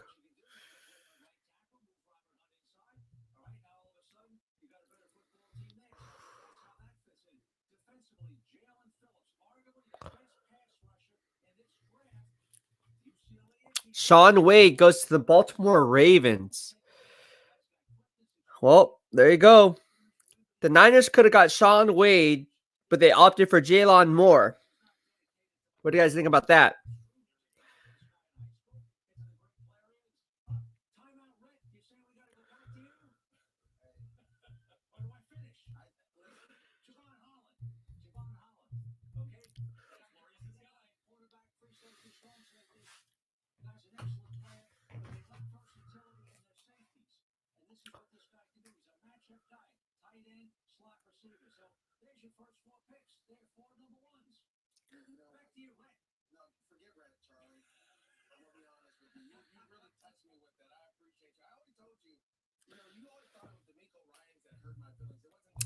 Number 6, Sean Wade got whooped by versus Devonta Smith. He did. Alabama Roll Tide roll. Absolutely, he got whooped. I'm a huge Roll Tide fan. I love my Alabama Roll Tide, man. People ask me, why am I a huge Roll Tide fan? Why it's on my bio on Twitter. And again, for people who are asking, they're asking me, hey, you were verified. How come you're unverified? For those who don't know why I'm unverified on Twitter, I will tell you the reason why. It's an error on my part. Apparently, anytime you change your username and your verified account, it automatically prompts unverified badge. So your badge removal will be your verified blue badge, which I was verified because I was a verified account, and Twitter verified follows me. If you change your username, the computer automatically generates badge removal. So I'm trying to fight to get that back. So people were wondering, is that really you, BEASTwriter? So basically what I did was my username was BEASTwriter _ and it just removed the underscore and it automatically generated badge removal. So I'm trying to fight for that back. I'm not getting any help from Twitter whatsoever. And apparently I've been told that I have to go to someone at the top. I don't know anyone at the top. So I'm going to use my networking power. So if you know anyone that works at Twitter at the top who can look into my account, because Twitter support does not get back to me, this has been an ongoing problem. You guys know I've been verified for the better half of the last 6 years. And it was just an error on my part for removing the underscore from my username, and it prompted badge removal. That's so dumb. One would think that Twitter would have some kind of like something in red for verified accounts, like, hey, just a heads up, if you change your username, you won't be verified anymore, or you'll be risking losing your verified badge. Yeah, that's so dumb. JT Collins says some little rascal clubhouse rules. Yeah, basically, man, it makes no sense. And again, it's really upsetting because, it's not like I went to Twitter to get verified. Like, this is before the whole thing where people, they came to me, they automatically verified me because I was a person of interest, obviously. So it's funny how, well, it's not funny, but it's just frustrating how, I'm trying to get re-verified, but I'm getting no help. So I'm using my networking here, networking power here. So if you know anyone, obviously I'm a verified account.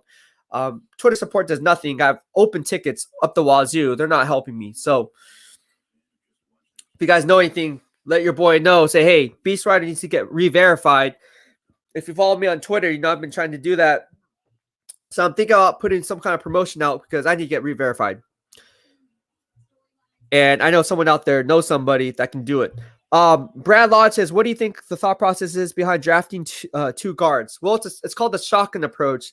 GMs that I spoke with and scouts and so forth, usually they use the shotgun approach as it gets from rounds 5 to 7 if they feel like it's worth their draft selection to go ahead and make that play, because they're not sold on any one of the guards. They just know that they need that help. So the more darts you have at the board at a certain position, you're going to hit at some point. So they're just keep throwing darts at the same board. Guard, guard, guard, guard, guard, guard. Or DB. You'll see it with a lot of teams. They'll be doing that right now. And it's to create competition, right? Because we don't know if any of these guards are actually going to make the roster. I mean, we're sitting here in the 5th round. How many 5th round picks actually make the team? So we're just got to take a wait and see approach. But that's why they do it. It's called the shotgun approach, or what I like to call the shotgun approach, because again, more darts at the board, the more chances of having and yielding a successful player. Mr. TNA says, too bad we have no Michael Carter the third, so the Jets couldn't make the triple in this draft. Oh, Mr. TNA, you are awesome, my man. I love you from Romania, man. You are awesome. I would love to have you on the show, Mr. TNA. You would be awesome on the show, bro. I would love to have you on the show. Legit would love to have you on the show. It would be an honor here in the BEASTwriter family. I think people would want to hear what you had to say on the show. You're funny. You keep things lively here. All you guys do, JT Coleman, Lunar Mystic, All Annoyance, Brad Lodge, you guys are awesome. What's up, G? Mel's on here. Arun Singh's on here. You guys are just awesome. Gregory Young's always on here. My man JP, Arizona Cardinals fans on here. Alex Faulkner's always on here. You guys are really awesome. Robert Watson, all you guys are awesome, man. Like, I love doing this. Like, I love doing this. And here I am. You guys know how hard I work out. I work out 4, 5, 6, 7, sometimes 8 hours a day. Especially now when the draft is over and football is not in season. I'm going to be hitting the gym twice a day. So you're looking at anywhere from like 6 to 8 hour workouts. No joke. And it's nothing new. If you guys follow me on Instagram, you guys know I've been doing that ever since I started competing. So I'm excited. I'm excited to post some workout stuff for you guys. I really want to better I want us to grow as one and to be better people for it. So how do we do that? And football and fitness go hand in hand, because football ties into it, because who doesn't love football? It doesn't matter what team you root for. That's why here in the BEASTwriter family, it's all 32. But aside from that, how can we grow together as one? And that's where fitness comes into play, and that's where health come into play. Because, I mean, I'm in it. I mean, I'm a sponsored athlete. I compete for a living. You guys see not saying, oh, look at my cool medals, but I mean, like, you can Google anything. You can Google stuff on YouTube. I mean, just YouTube BEASTwriter, Governor's Cup, Sacramento, right? Back in 2018, I took first place in novice, placed second in open, nationally qualified to turn pro. So with that being said, I mean, I just love building up the BEASTwriter family community all together. And look, we have people from Romania, we have people from the Bahamas, we have people from Wales, we have people in New York. I mean, it's awesome here. I mean, we have people all over the world, literally. People in Japan. I mean, this is nuts, dude. Like, it's awesome. It's nuts in a good way. And the BEASTwriter family is not slowing down. We're only going to the top. So I'm really excited with what we have here. Spencer Bailey says, guess what? Chicken got a butt. Oh, Spencer Bailey. Spencer, you are awesome too. Spencer is awesome. Alan Owens, you're in Ireland? That's awesome. I didn't know you're in Ireland. Well, hey, I have an Irish name, right? Irish name, Ryan. That's an Irish name, if I'm not mistaken, right? Gaelic little king, right? Isn't that what Ryan means? So I'd like to think I'm somewhat Irish, even though I'm not Irish at all. I am a little bit Sicilian. I did not know that. If you guys ever did 23andMe, you will find out certain things about you. Apparently, my father hails from Sicily. So that makes me what? Sicilian, right? So, yeah. People are wondering, what's your nationality? I am a lot of different things. I am Chinese, Japanese, Korean, Vietnamese, Native American, and Sicilian. Who would have known? Who would have known?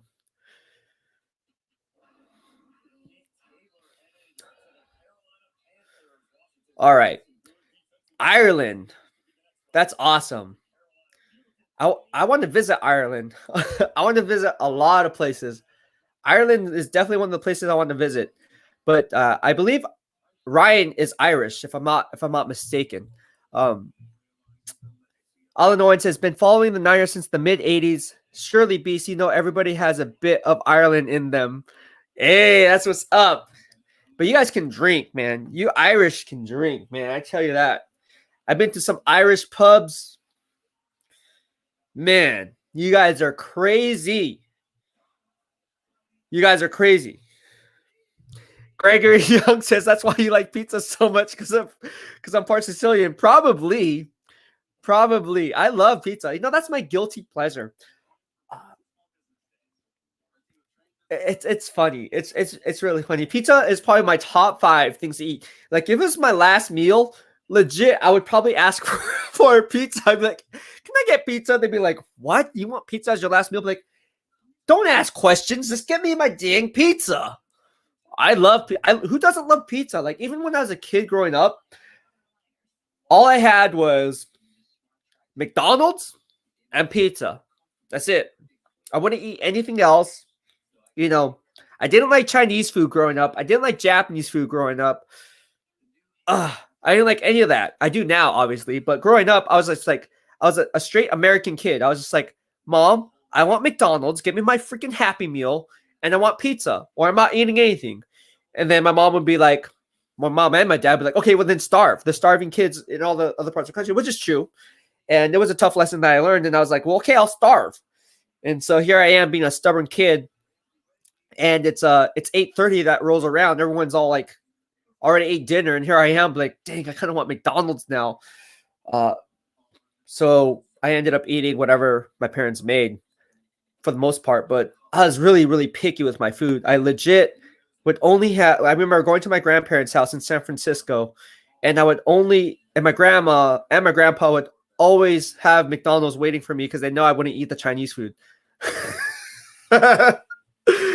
It was always a Happy Meal, cheeseburger or chicken nuggets. Good times. The good old days, the good old days. Mr. TNA says, people from Romania love Ireland. Santa Cruz, Cali in the house. Brad Lodge. Okay, I see you, bro. Santa Cruz. Okay. You guys have a gym in Santa Cruz that a lot of my friends who are bodybuilders and who are in the NPC competition committee competitions, actually, there's a gym. It was called Santa Cruz Power Fitness. Is that what it's called? I think there's a gym called Santa Cruz Power Fitness that all my friends went to during COVID because you guys were still open for a short time. Santa Cruz Power Fitness, I believe that was the name of the gym. And people from the South Bay would literally drive over there for a 1-hour workout time slot. Lunar Mystic says 400 picks are 172 and 180. All right, we're almost on the clock, guys. Lunar Mystic says, give me my pizza. Yes. Who doesn't like pizza? All I want says Niners around the world. Robert Watson says, I want to make a shirt that says member of the BWF. Hey, that'd be dope. That would be dope. We're making shirts. I'm telling you, they're coming.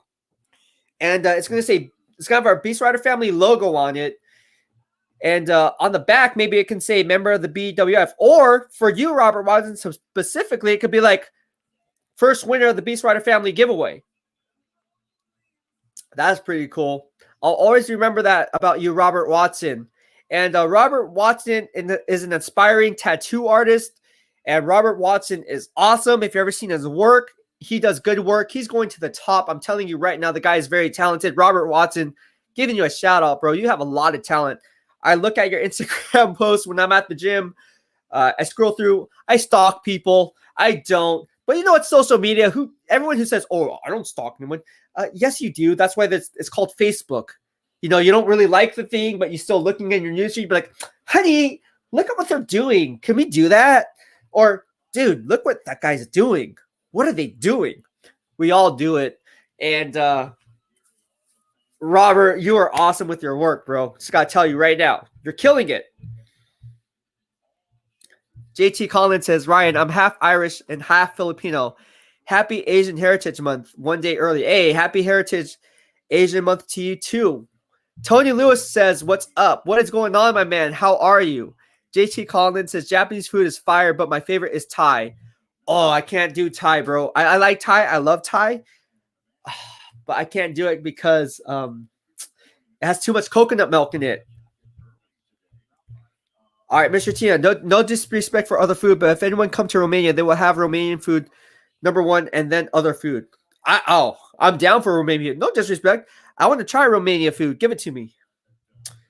Tony Lewis is from Montreal. Is MTL mean Montreal? That is awesome. That is awesome. And welcome, Tony Lewis from the BEASTwriter family. Holla at your boy. All right. Lunar Mystic says everyone stalks in their terms. That's very true. That is very, very true. All right. I'll be right back. Hold on. Sit tight.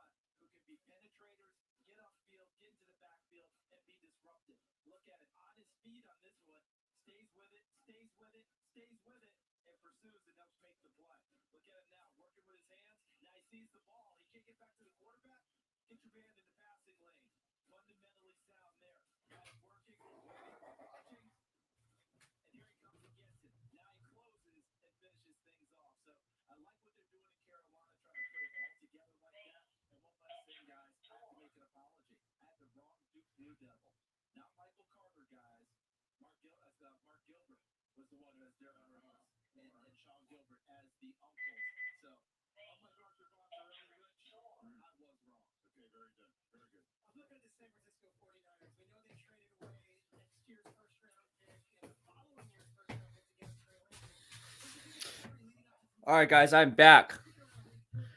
People are like, where'd you go?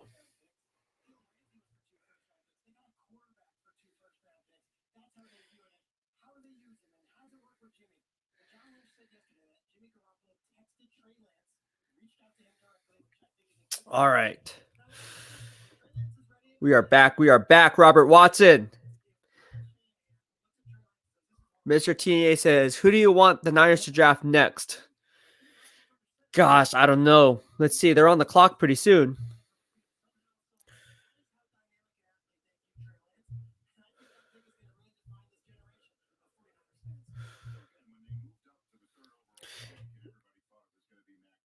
See, Rich Eisen said everyone thought it was Mac Jones. Not here in the BEASTwriter family. You heard it here first. What I say, it says it's not Mac Jones. It's Justin Fields or Trey Lance.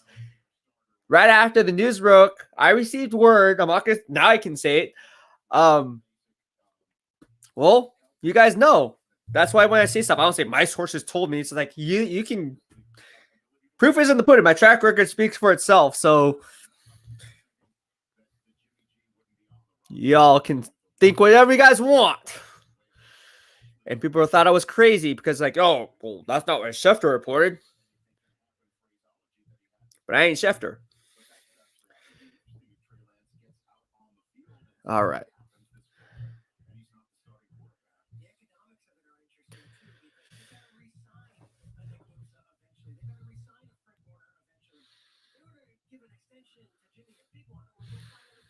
Anthony Manisa says, what's up, Niner Faithful from Sin City, Las Vegas. Okay. Niners should look into quarterback Cameron Kinley, Navy Academy. I like it. Is that your avatar? What, do you play basketball, Anthony? From you're from Las Vegas. That's awesome. Did you play basketball? Is that a basketball picture? Did you play AAU or something? I'm thinking you played AAU, bro. I can't really tell from the avatar, but I'm thinking you played AAU based on your avatar. I played AAU too. It was funny. So one of the guys in the BEASTwriter family says, hey, I looked you up and I heard you were pretty good. I heard you played AAU. Literally saw me at the gym and came up to me and says, hey, did you play AAU basketball? And I look at him, I was like, what? Like, I haven't heard of AAU since my playing days back in high school. He's like, hey, you were really good. Weren't you on the AAU team with blah, blah, blah, and blah, blah? I was like, how did you even know this, dude? Like, he's like, dude, I talk to people. I'm like, the heck?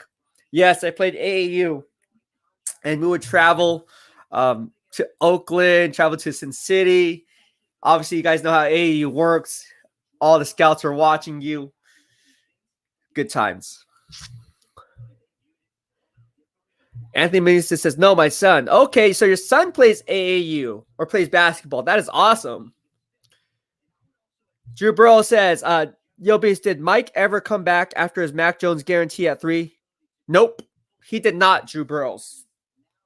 He did not. And he'll leave a comment, but he hasn't hopped back on the show. The BEASTwriter family show, that is. So Lunar Mystic says you can't afford AAU basketball. That is expensive as F. Yes, it is expensive. AAU is very expensive. Very, very expensive. 4 Eyes Ultimate Report says John Jay is back to watch your reaction with the 49ers next pick. Let's see who it is. JT Conlon, my man, says Mike, nowhere to be found. JT, what is going on? JT, you're becoming one of my fan favorites, bro. Or not say fan favorites, but one of the BEASTwriter family favorites. I like how you keep things 100. You're here in the 5th round with me. This is cool. Spencer Bailey, Fortnite's Ultimate Report back in the house. Lunar Mystic. Spencer Bailey says, time to grab Warner's brother. Yes. Y'all know Fred Warner's dad follows me here on social media and here in the BEASTwriter family. He's part of the BEASTwriter family here. You guys know he says I'm not wrong when it comes to analyzing his son. Actually comes in and chimes in the chat just like you guys are doing right now. I said I like Troy Warner. I like him.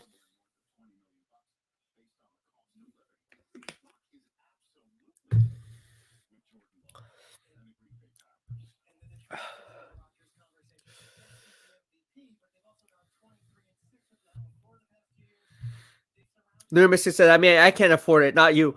Well, I can't afford it now either. If I it's expensive. It is expensive. AU is not cheap, man. JT Collins says, I'm your fan, dude. No. You're not. You're part of our family. You're part of our family, bro. So that was my no. You are not. There's no fans in here. You guys are part of my family. We are family here. Good vibes only. Where I say blood may be thicker than water, but loyalty is thicker than blood. That's my saying. I've always said it. Something I came up with at a younger age. Again, you can have family members who screw you over. Doesn't make you family. Loyalty makes you family in the end. And that's what the BEASTwriter family logo stands for. If you notice, the hibiscus flower is bookended by a 6-point star that I came up with based on my Bay Area-rooted logo.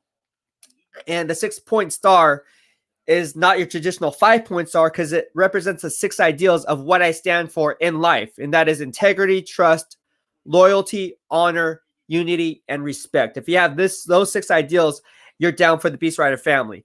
If you're not, swipe left, bro. Get the heck out of here. So it's all about good vibes home, good vibes in here only. Dominic Mink says, yo, what's up, Beast? What's going on, man? And mahalo. Gregory Young says, Millett jumped on Grant's show briefly to say how much Wilson... Oh, Miller did. Jumped on Grant's show briefly to say how much Wilson was always his choice. But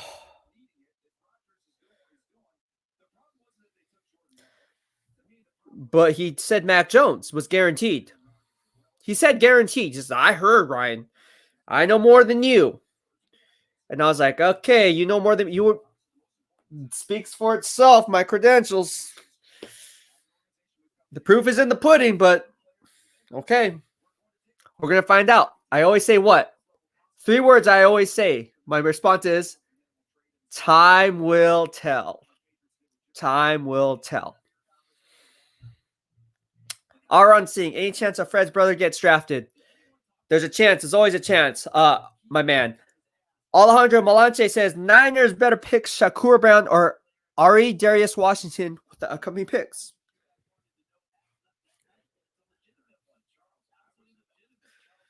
I think this is what I think right now, all right?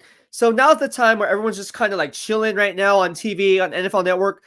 They should legit do something interactive with the fan base. Like you have a whole fan base behind you Why don't you do something with them on NFL Network? That'd be cool. Like Daniel Jeremiah, he has his shirt off, right? Or his suit off.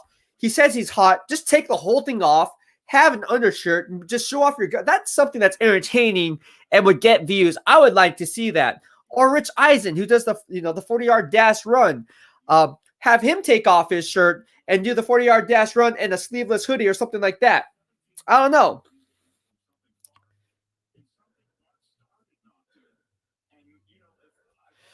That's what I would do. That's what I would do.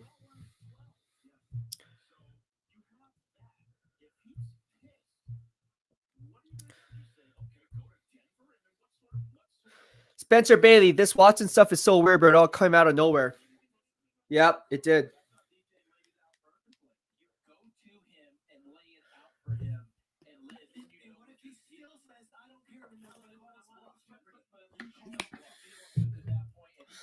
The Niners picked Dio Mode. I can't even say his name. D. Leonore. Robert Watson says, "Where your fan base?" Farnes Ultramortred says, "I hope Mike Miller remembers ASAP Beast. Welcome everyone, even if you have a different opinions." Yep, always. And credibility is all about getting it right. So if you get it wrong, own up to it. JT Collin, I love the symbolism. Thank you so much, man. Appreciate the love. Here in the BEASTwriter family, that 6-point star is legit. All right. RNT says Jimmy G to the Packers. Interesting. I don't know. Chino Ali says Foreigners picked Jalen Moore. Yep, they did. Brad Lodge says Foreigners select Lenore. Yep, they did. Cornerback from Oregon. Like you said, shotgun approach. Exactly. Saying it, man. This is what teams do. And this is why you guys follow me, because, again, teams always use the shotgun approach in rounds 4 through 7 if they don't know the direction that they're going in, because you want more what? Darts at the board. Darts at the board. All right, let's see who the pick is.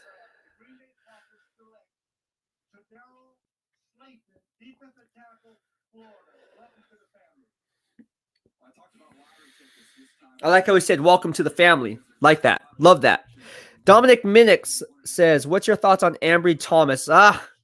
Talked about him a little bit. Again, he's going to get out-muscled at the line of scrimmage, just like Dante Pettis was on the other side of the football. He needs to add functional strength. Otherwise, he's going to get outmatched, out-muscled for the 50-50 balls. He doesn't really attack balls at the catch point. And when you're going up against guys like DK Metcalf and guys like DeAndre Hopkins and guys like AJ Green within the division, can you bank on Ambry Thomas being a big red zone defender in one-on-one matchups against those guys? No, you cannot. I would rather have Ahkello Witherspoon than Ambry Thomas. Just my taking. Just my thoughts. But now he's off to the Seattle Seahawks. Harvey says, "We got another defense back. Shotgun approach. You called it, Beast."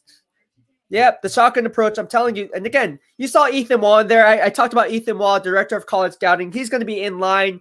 He doesn't get much love like Adam Peters, who's the VPOP assistant GM. I get it. But my man Ethan Waugh knows his stuff. And I've been saying this since day one. Me and Ethan go way back. We always talk football. And every time I see Ethan Waugh up in the press box on game days, we always have a chat whenever I interact with them. And he asked me, "What are your thoughts on some prospects? How do you doing, Ryan?" And I tell him, I give him my feedback. He's like, "Well, what do you think? Who do you like?" And he will shoot off a few names, and then he won't really give me much, but then he'll want to see what I had to say. So I throw out names first, and he was like, "Dang, you really know your stuff." And then from there, we just kind of built a relationship. So just going back to the shotgun approach, it's good being an insider analyst. What do you want me to say? You kind of pick up things. You talk to people, you pick up things, not just with the Niners. Again, I cover all 32 NFL teams. Covered for Sports Illustrated for the Pittsburgh Steelers. So you guys know where I'm going with this. You branch out, you build out your networking that way, and you get the best, most accurate information as possible, and then formulate your own hypothesis, or based on your analytics. I shouldn't say hypothesis, but your own decision-making based on the analytics that you analyze or that you put forth there or do the work on. So shotgun approach, not a surprise. But thank you so much. I appreciate the love. Yes, I did call it. Kevin Down, Foreigners pick is in. DeMondre Lamore. Yep, just took Oregon product correction. Yes, the cornerback. Kevin Down, how are you doing today, my man? Issa Lowe says, Anthony Meneses says, shout out to my brother Andrew, listening from FMT. Okay. What's up, Drew? How are you doing? I just want to give a shout out to Drew Meneses. If you're listening, aloha, brother, and welcome to the BEASTwriter family. Hopefully, you can subscribe to the show so you'll be entered for our Family Friday giveaways. Every Friday at 2:30 p.m., I do giveaways for everyone who subscribes to my channel and interacts with me, like your brother Anthony. So do the same. And again, Drew, welcome. Mahalo, mahalo. Issa Lowe says, you think we're not taking wide receiver because Shanny plans on going after Julio Jones after June 1? We all know how much he loves Julio Jones. Could be. All right. Aron Singh says 6 more picks and we are back on. Yes. Gabriel Ordonez says, what do you think about the Green Bay Packers Aaron Rodgers situation? I think it's weird. You don't know what's going to happen. Spencer Bay says, Witherspoon, bro, I just threw up in my mouth little. Yeah, Witherspoon, I did a podcast on Witherspoon and why I thought the team should have re-signed him. In my grading system, he graded out extremely well. And again, I format my own grading system. I don't really rely on PFF. If you want to check out my Akilla Witherspoon take, all you have to do is I'm going to put it on the banner here, and you can go ahead and put that up there. Anything you guys want to know on anything I had to say regarding a certain player, prospect, or topic, it's all in there for you. It is 100% all in there for you. All you guys got to do is type in the keyword BEASTwriter in the YouTube search engine and then type in whatever player he is you want to hear about or coach or whatever. So in this case, just YouTube search BEASTwriter, Akilla Witherspoon. It will pop up. I have my analytics and my grading system on why the team should have re-signed Akilla Witherspoon. Obviously, he's off to the Seattle Seahawks. He's going to ball out of control. Well, mark my words, he's going to be a baller for them in that cover 3 defense. Same scheme. Lunar Mystic. Wow, another cornerback. Yes. Maffey43 from Twitter. What's up, BEASTwriter family? Been working so late to that party. If A-Rod retires, can he go to any team he wants? No, he cannot just retire because otherwise other players would just do the same. So he'd still be under contract and they would have to trade him. Just kind of like Rob Gronkowski. What happened? He retired. He was still under contract, and then the Tampa Bay Bucks and New England Patriots had to strike a deal. Aron Singh says, bro, do you live in San Jose? I do live in San Jose, and Big Boss Man's Pizza is also in San Jose. I'm on the east side, San Jose. Like east side. All right. Lunar Mystic says, we have one more 5th round pick. Let's get going, guys. Let's get going.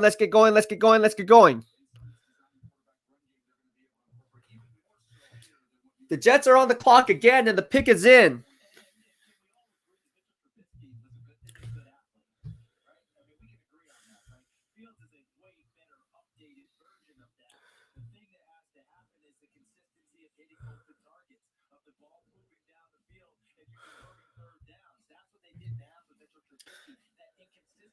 All right, so what are they going to do here? They just got 2 cornerbacks. First, they went and got 2 interior guards, the shotgun approach, and then they used shotgun approach again, getting 2 cornerbacks.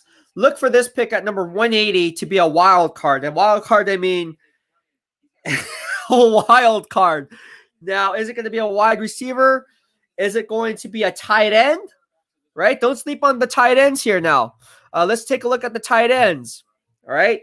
I'm going to do some research here and let me see if I'm getting anything coming through on my end. And I gotta give them a Cassie family credit. They said, you got the green light, go. You are the GM. We're not gonna hold you back and give you restrictions. And knowing that that 2017 season, Mahomes and Alex Smith. All right, here's a guy to look out for. All right, if they were to go tight end, right, look for a guy named Kenny Yeboah from Ole Miss. Kenny Yeboah from Ole Miss. He's a tight end. He's 6'4", 250 pounds. He might be a selection at pick number 180 if he slides this far. So look for Kenny Yeboah to possibly be in play. Not saying he's going to be the pick necessarily. There's also some other prospects, but don't be surprised if Kenny Yeboah comes off the board here for the 49ers when they're on the clock, if he's available. Also, another player to look for. I know this sounds crazy, but let's see. Don't be surprised if they go for a fullback, and that guy's ultimately going to be Ben Mason from Michigan. You know, we talked about Kyle Juszczyk being the fullback, getting offensive touches, but Ben Mason would be great value here in the 5th round at pick number 180 for the San Francisco 49ers. All right. So look for those guys to come off the board or possibly be in play. Obviously, they need an edge rusher. And if they're going to go on the defensive side of the football, you have to look at a guy like Shaka Toney from Penn State. All right, he's 6'3", 242 pounds, a little bit lighter on his feet. Or Quincy Roche. Quincy Roche is still on the board. I like Quincy Roche. So, again, that's my sleeper pick on day 3, all day long, all day strong. Quincy Roche can also be a guy in play as a defensive lineman here. So, we're just going to see how this plays out. And still don't sleep on Hamza Nasiruddin from Florida State. Again, I said it earlier on that he's probably on their radar. Look for him to be in play as well. All right, so look for those 5 guys. All right, so I used to have a Mountain Mike's on Alum Rock. I was in Eastside for 12 years. Can I deliver you a pizza? Let me know. Hey, what's going on? I am down for pizza anytime. Once I get this pizza out of my system, I'll definitely be down for sure. Thank you so much, Mahalo. I appreciate that. Always down for pizza, bro. Daniel Croft, would you take another offensive lineman? This Smith kid from Tennessee is falling off the face of the earth. Trey Smith? Definitely. Why not? Why not? Use the shotgun approach. Just keep it going. What holes are left on the squad? Safety, O-line depth, tight end. Exactly. Tight end. Don't be surprised if Yeboah comes off the board when the 49ers are on the clock from Ole Miss. Okay? Don't be surprised if Yeboah comes off the board at number 180.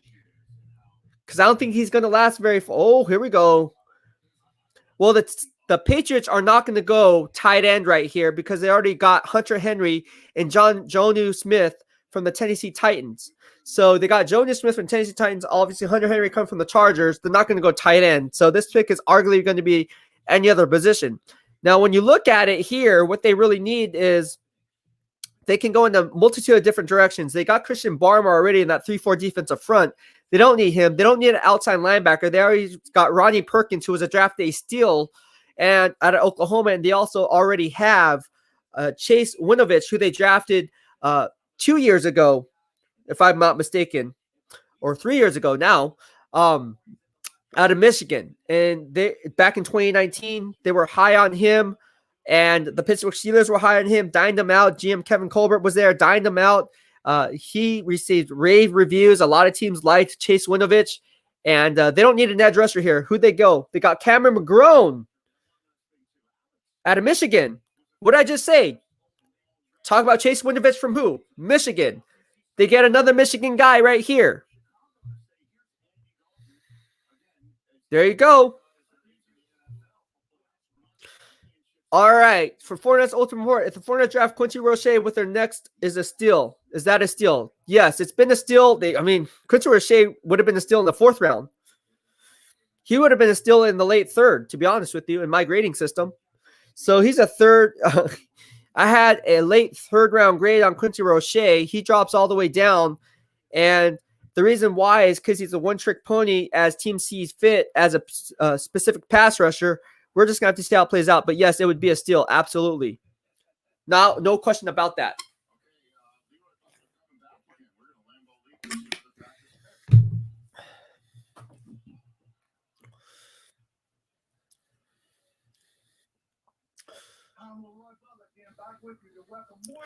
Leroy Butler was a beast for the Green Bay Packers, number 36.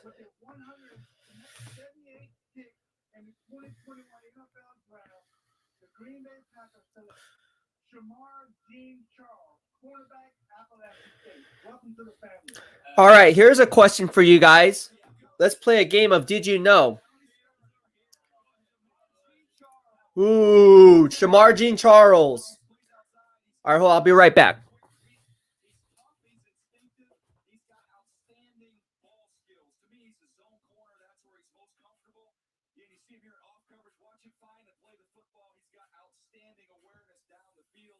The recovery speed, I would put it in the good, not great category, but he's rarely caught out of position.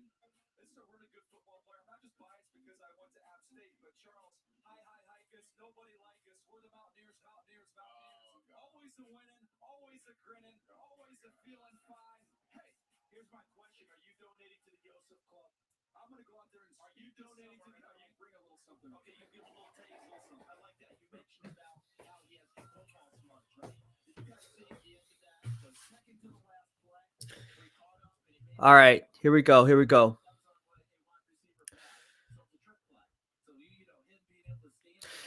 Eleanor says, I'm expecting wide receiver next. Shanahan. Mike Shanahan can't resist. That's funny. The other one was another DJ Smith in 2000. Now coaching. And by the way, just before that, at the annual Bill Belichick chooses the Michigan Wolverine went down. Cameron McGrone went to New England by the University of Michigan. That's okay, DJ. You can live off it like Marty McFly lives off of beating up Biff, throwing that one punch for his entire life. You called the game, Charles. So every single time I look down there, you were on the Big Ten Network. Was it the first Big Ten Network game ever? That's how the Big Ten Network came on. I remember that. Look how bored they are on NFL Network. They need to do something to engage with the fans behind them. Like, have some trivia or something like that. Oh, here you go. Orangutans making picks. Shout out to Mike Mount. Everybody's fired up for stuff to try. All right. Hey, Amanda, what about me and Shrek? We don't get a taste? That hurt, man. That hurt. NFL Network, send it out a call to action. Tweet us a name, position, and school of a draft-eligible player, and see if our production truck has the tape on him. How many are in the Elvis machine? What's the actual number of... Andrew Liette says, I'm in Vegas and we don't have Mountain Mike's Pizza or House of Pizza. I miss San Jose. I never had House of Pizza. Is House of Pizza good? I never had House of Pizza. The Traveler said, so far so good. I like all of the first 4 picks.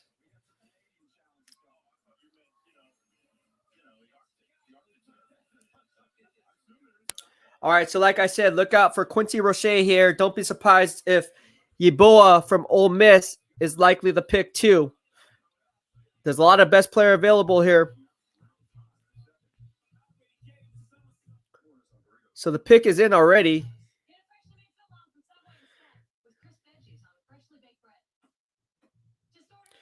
And we're going to have to see who that pick is. Let's wait.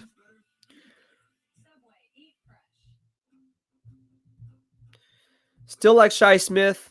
Let's see who it is. Come on, man. Hurry up.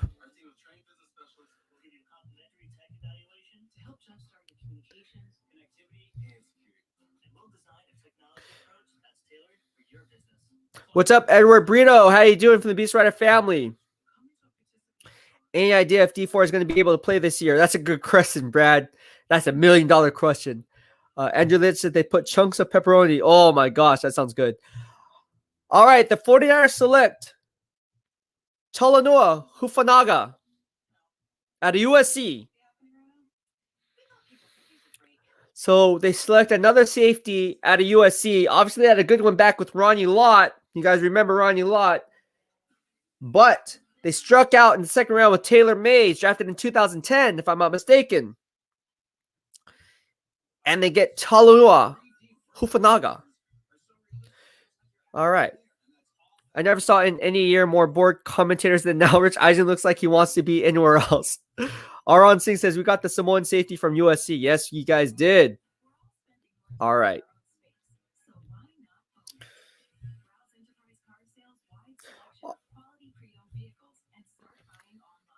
Let's see what else is on the board. So you guys want an analysis on Talanoa Hufanaga. I just want to say that name. All right, so basically you're getting a special teams player, if anything, if it's to make the roster. Obviously, he has some upside, so you can see why he was drafted. And Talanoa Hufanaga is a Samoan, throwing Samoan. I always like to call them throwing Samoan because they're usually strong as an ox. He clocks in at 6 foot, 199 pounds, has a 32-inch arm length, and He was projected to go in the 4th or 5th round, so coming off the board.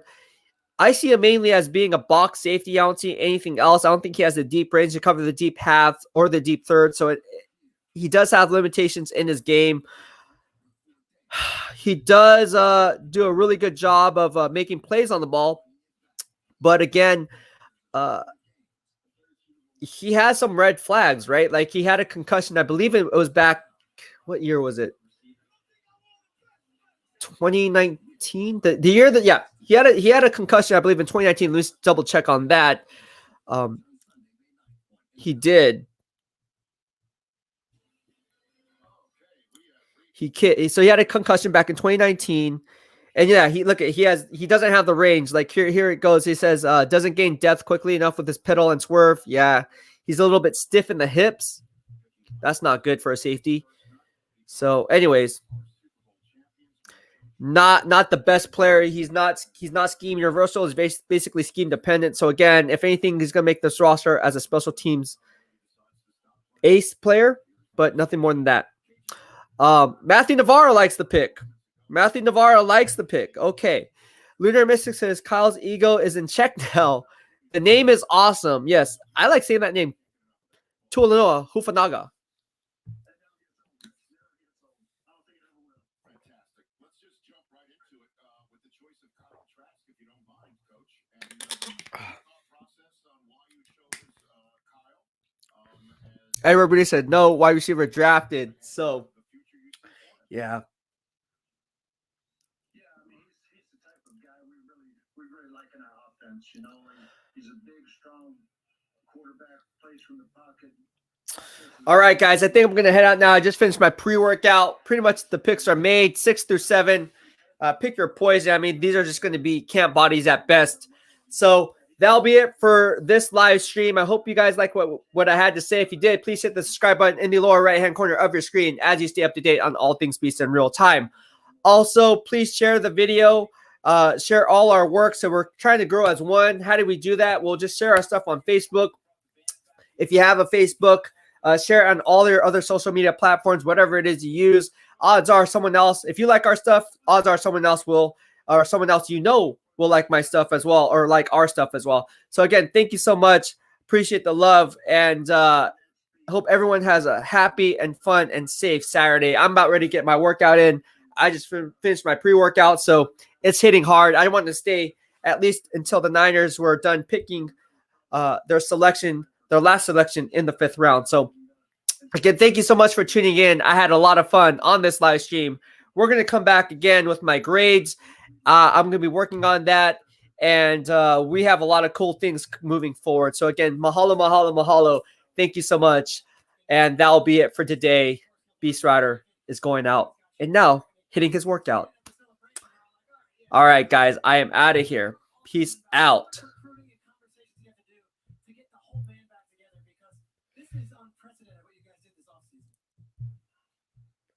Yeah, I think that it speaks for the volumes of the camaraderie on this football team, the bond that these guys had going through the pandemic together last